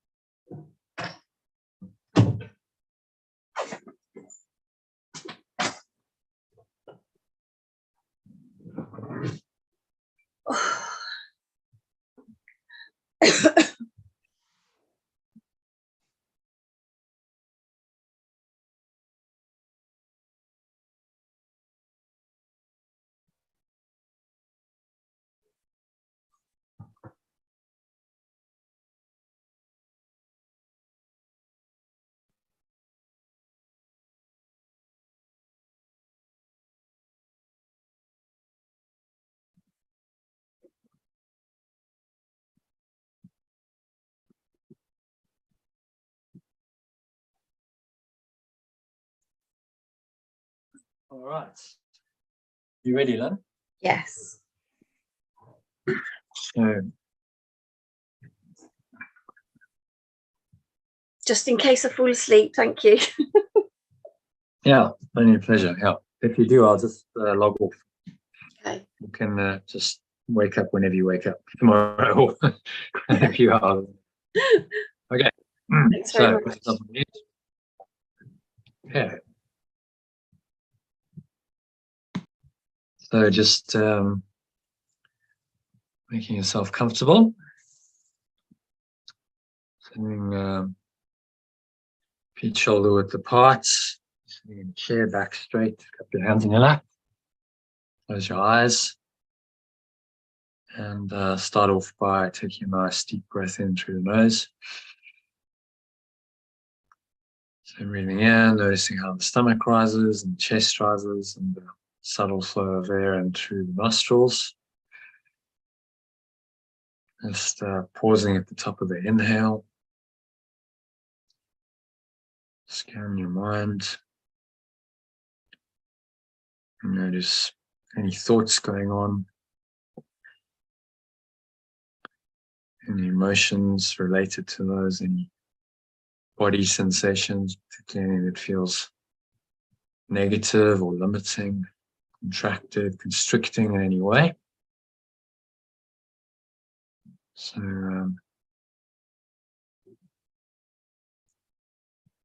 just observe all of that, and then remind yourself of today's lesson that I have no neutral thoughts.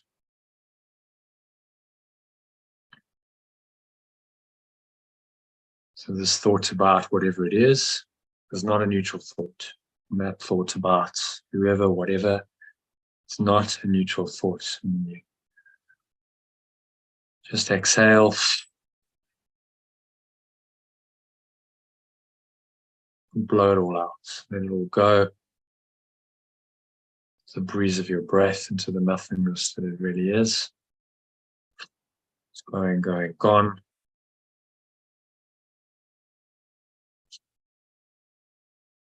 And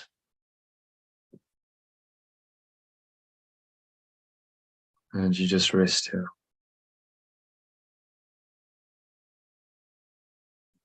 And this peace and stillness, breathing in and out through your nose.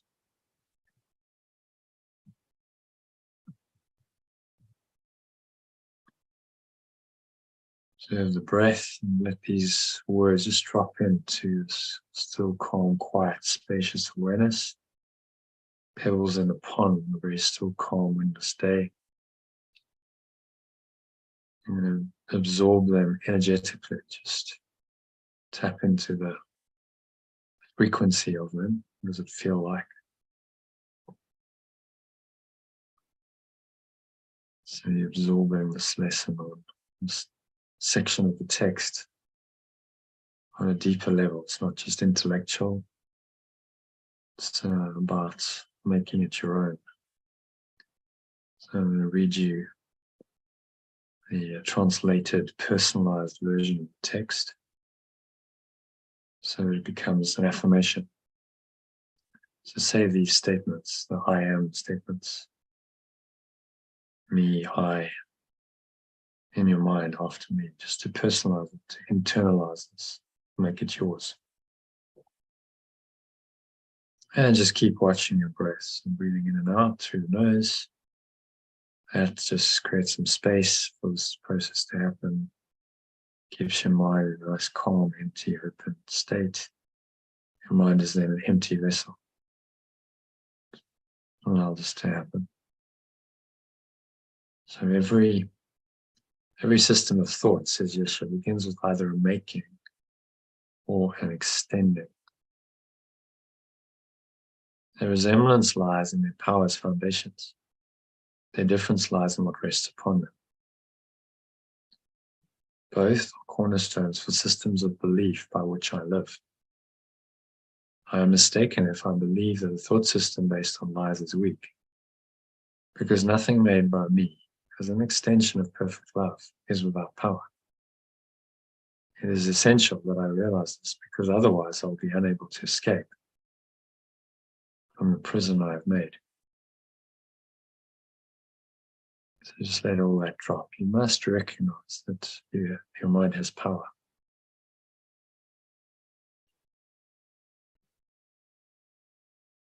Say, I cannot resolve the authority problem, which is all about who authored me. Where do I come from? Who am I? That's the authority problem. By depreciating the power of my mind.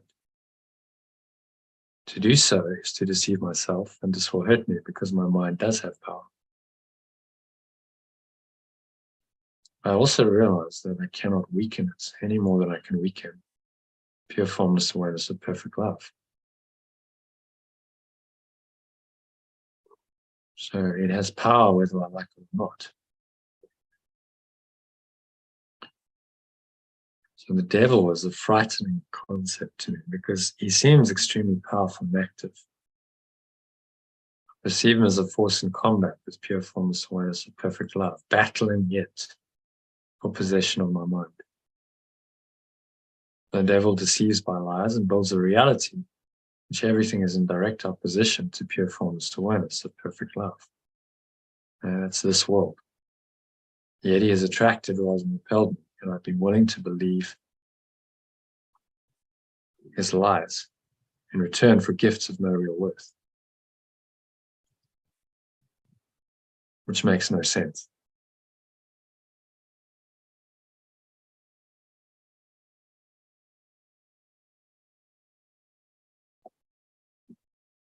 It makes absolutely no sense to carry on with this belief.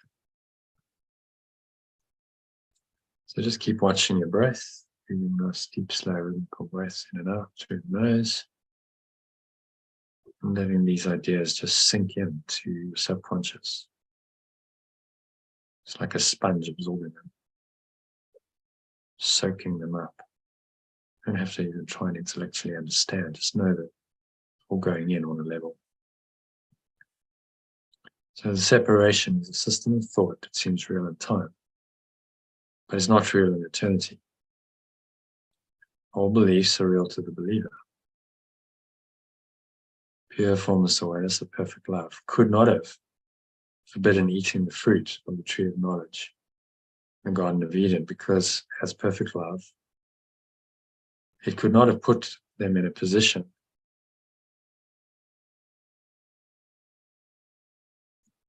them being Adam and Eve.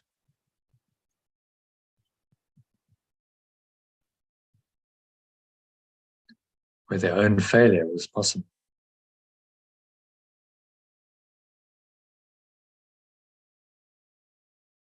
So this forbidden tree was named the tree of knowledge. Yet, pure formless awareness of perfect love created knowledge and gave it freely to me and all its extensions.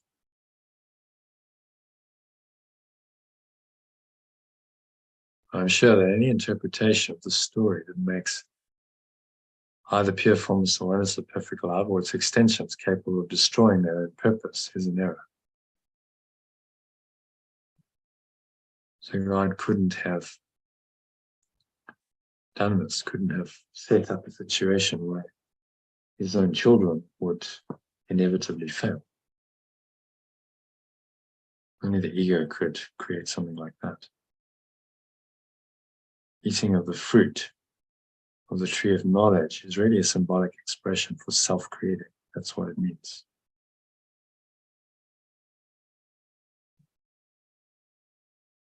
So we believe we can self-create ourselves.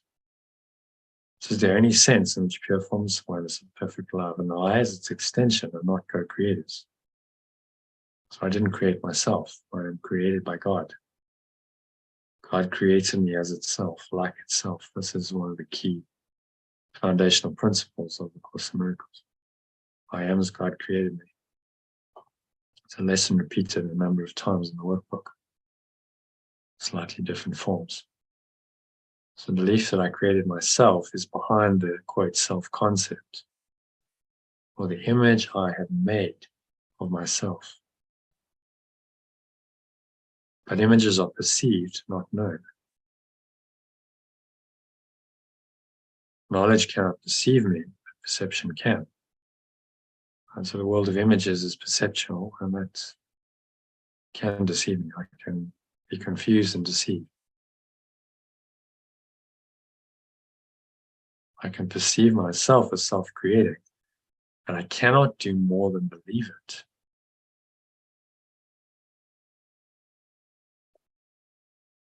And I cannot make it true. When I finally perceive correctly, I can only be glad that I cannot make it true. Until then, the belief that I can make it true is the foundation of my thought system. And all my defenses are used to attack ideas that might bring the truth to my awareness.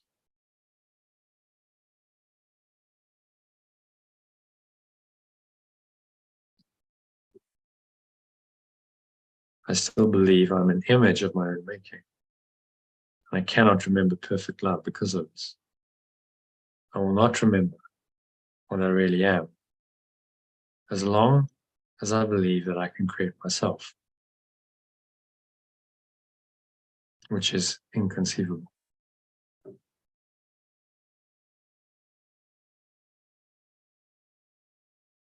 This is why I cannot extend perfect love. I'm filled with fear about what I make. So I believe in what is inconceivable.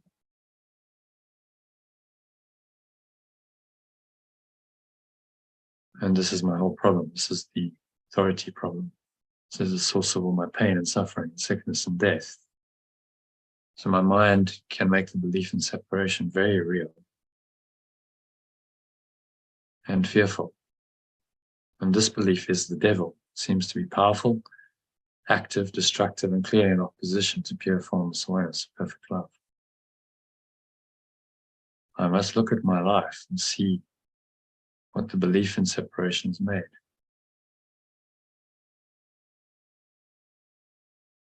But also realize that this miscreation will surely dissolve in the pure formless awareness truth, because its foundation is a lie.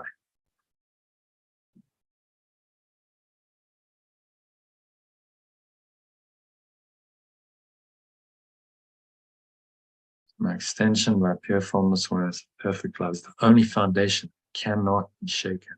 I rest unshaken and unshakable on that foundation.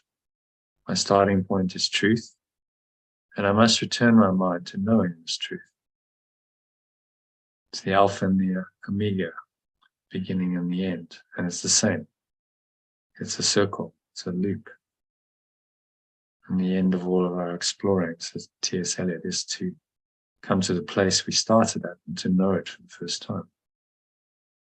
So we finally know the truth after the hero's journey. I have seemingly experienced a lot since the separation. My whole time-space experience as a human being in this life and all other lifetimes. But actually nothing has really happened.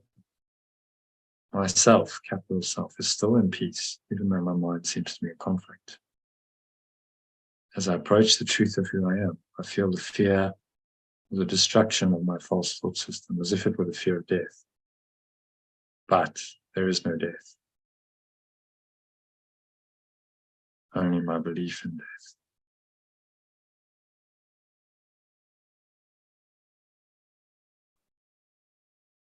So the branch that bears no fruit is the false self.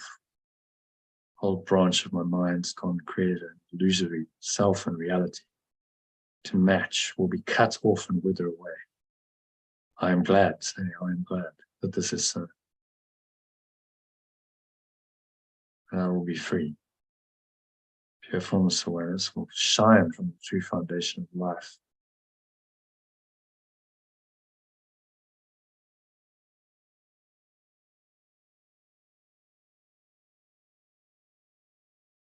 Pure formless awareness will shine from the true foundation of life, and my own thought system will stand corrected.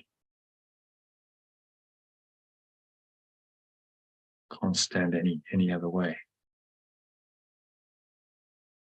If I fear awakening, I'm choosing death.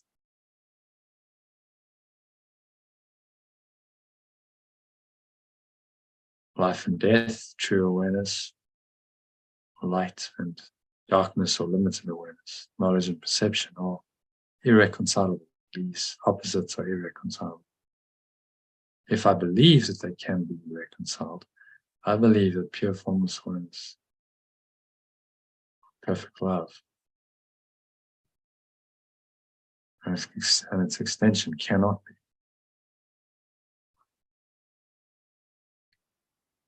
So if I think truth and illusion can be reconciled, then I must believe that my source and me cannot be reconciled. And mutually exclusive beliefs and thought systems, only the knowledge of oneness is free of conflict.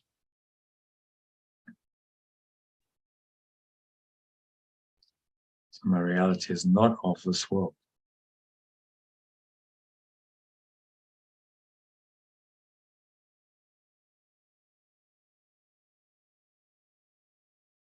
Reality is not of this world because it was given to me from beyond this world, beyond time and space.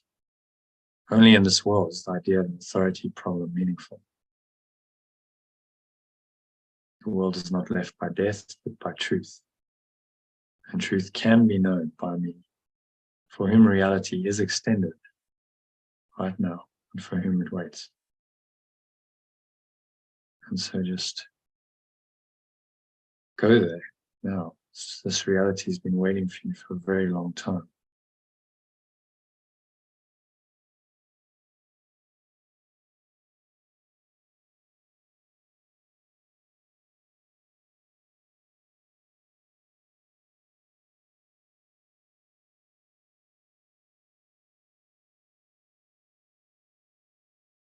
So there's nowhere else to go, there's nothing else to do, nothing else to think about, just sink inwards to the truth of who you really are. Experience this truth the next couple of minutes of deep contemplative silence, nothing else to do, nowhere else to go, nothing else to think about. And just observe your breath, the breath just flow, create this spacious awareness, and allow this true awareness, the truth of who you really are, to arise more so than ever before, perhaps in your entire life. In the next couple of minutes, deep silence.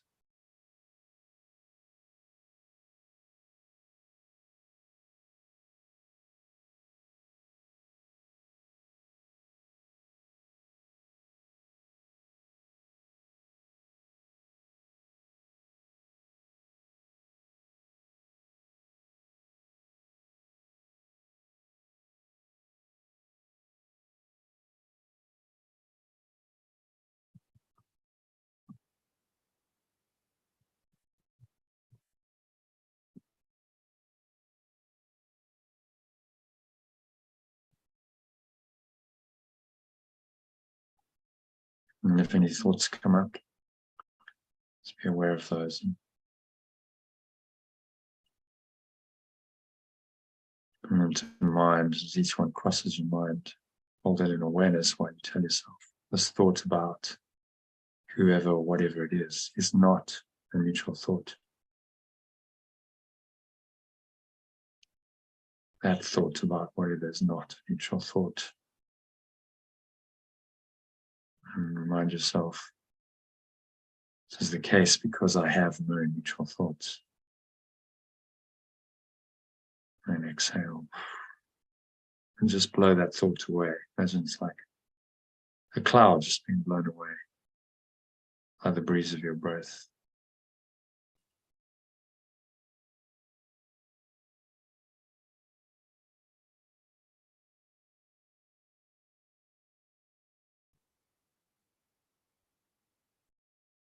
And just sink inwards into the blue sky. The light of your source shine through.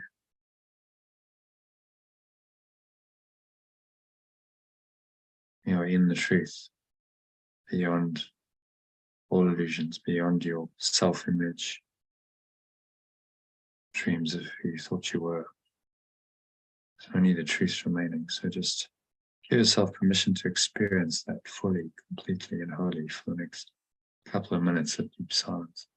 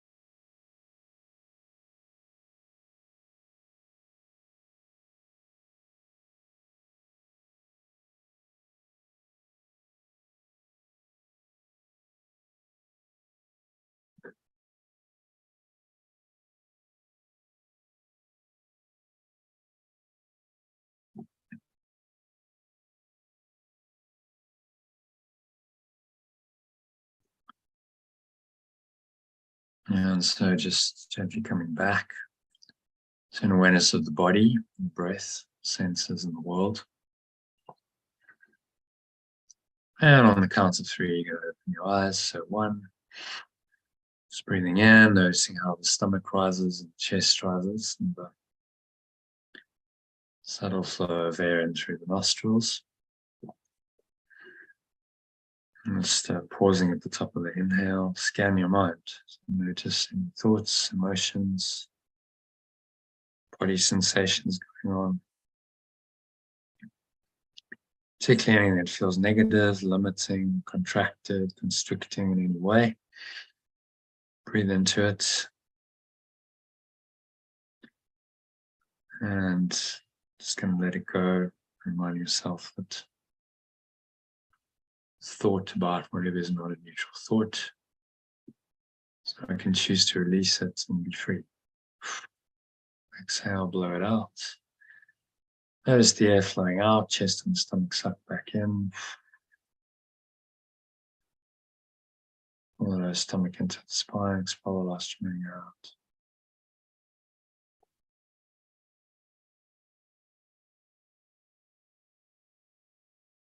So, count of 2, notice the weight of your body pressing down into the chair, your feet touching the ground. Notice what you're feeling and touching with your hands. Maybe there's a subtle taste in your mouth, smell in your nose. Just notice all the stuff from this very calm, surrendered state of mind. Anchor this state in. This is the pure formless awareness, which is your source that is beyond the duality of this world, beyond all the thoughts of good and bad, up and down, light and dark. It's beyond perception. So just choose to stay anchored in this state for the rest of the evening. Carry this with you into bed and on into tomorrow. So it is said, so it is done. And now on the count of 3, open your eyes. Just take a minute to look around, observe whatever's going on. Just looking about the room for a minute, ground yourself back in. If any thoughts arise as a result of what you're looking at, just remind yourself of this thought about whatever it is. The object is not a neutral thought. Just thought about whatever is not a neutral thought, because I have no neutral thoughts. And conclude with that. And just anchor this nice, clear, calm state of awareness, pure formless awareness, really expressing your mind in, and carry that with you into bed and into tomorrow. So it is. So it's said, so it's done. Okay, and that brings us to the end of the meditation then. So thank you, Lynn. Hope you enjoyed that. Thanks for staying to the end. Hopefully I'll see you tomorrow. Have a session tomorrow at the normal time, 12:30 UK time, which is 1:30 Central European time, 2:30 SA time. So anyone listening to the recording, join us then. Or for the evening session, which will be 6 p.m. UK time, 7 p.m. Central European time, 8 p.m. SA time. So thanks so much, and namaste. I'll see you tomorrow.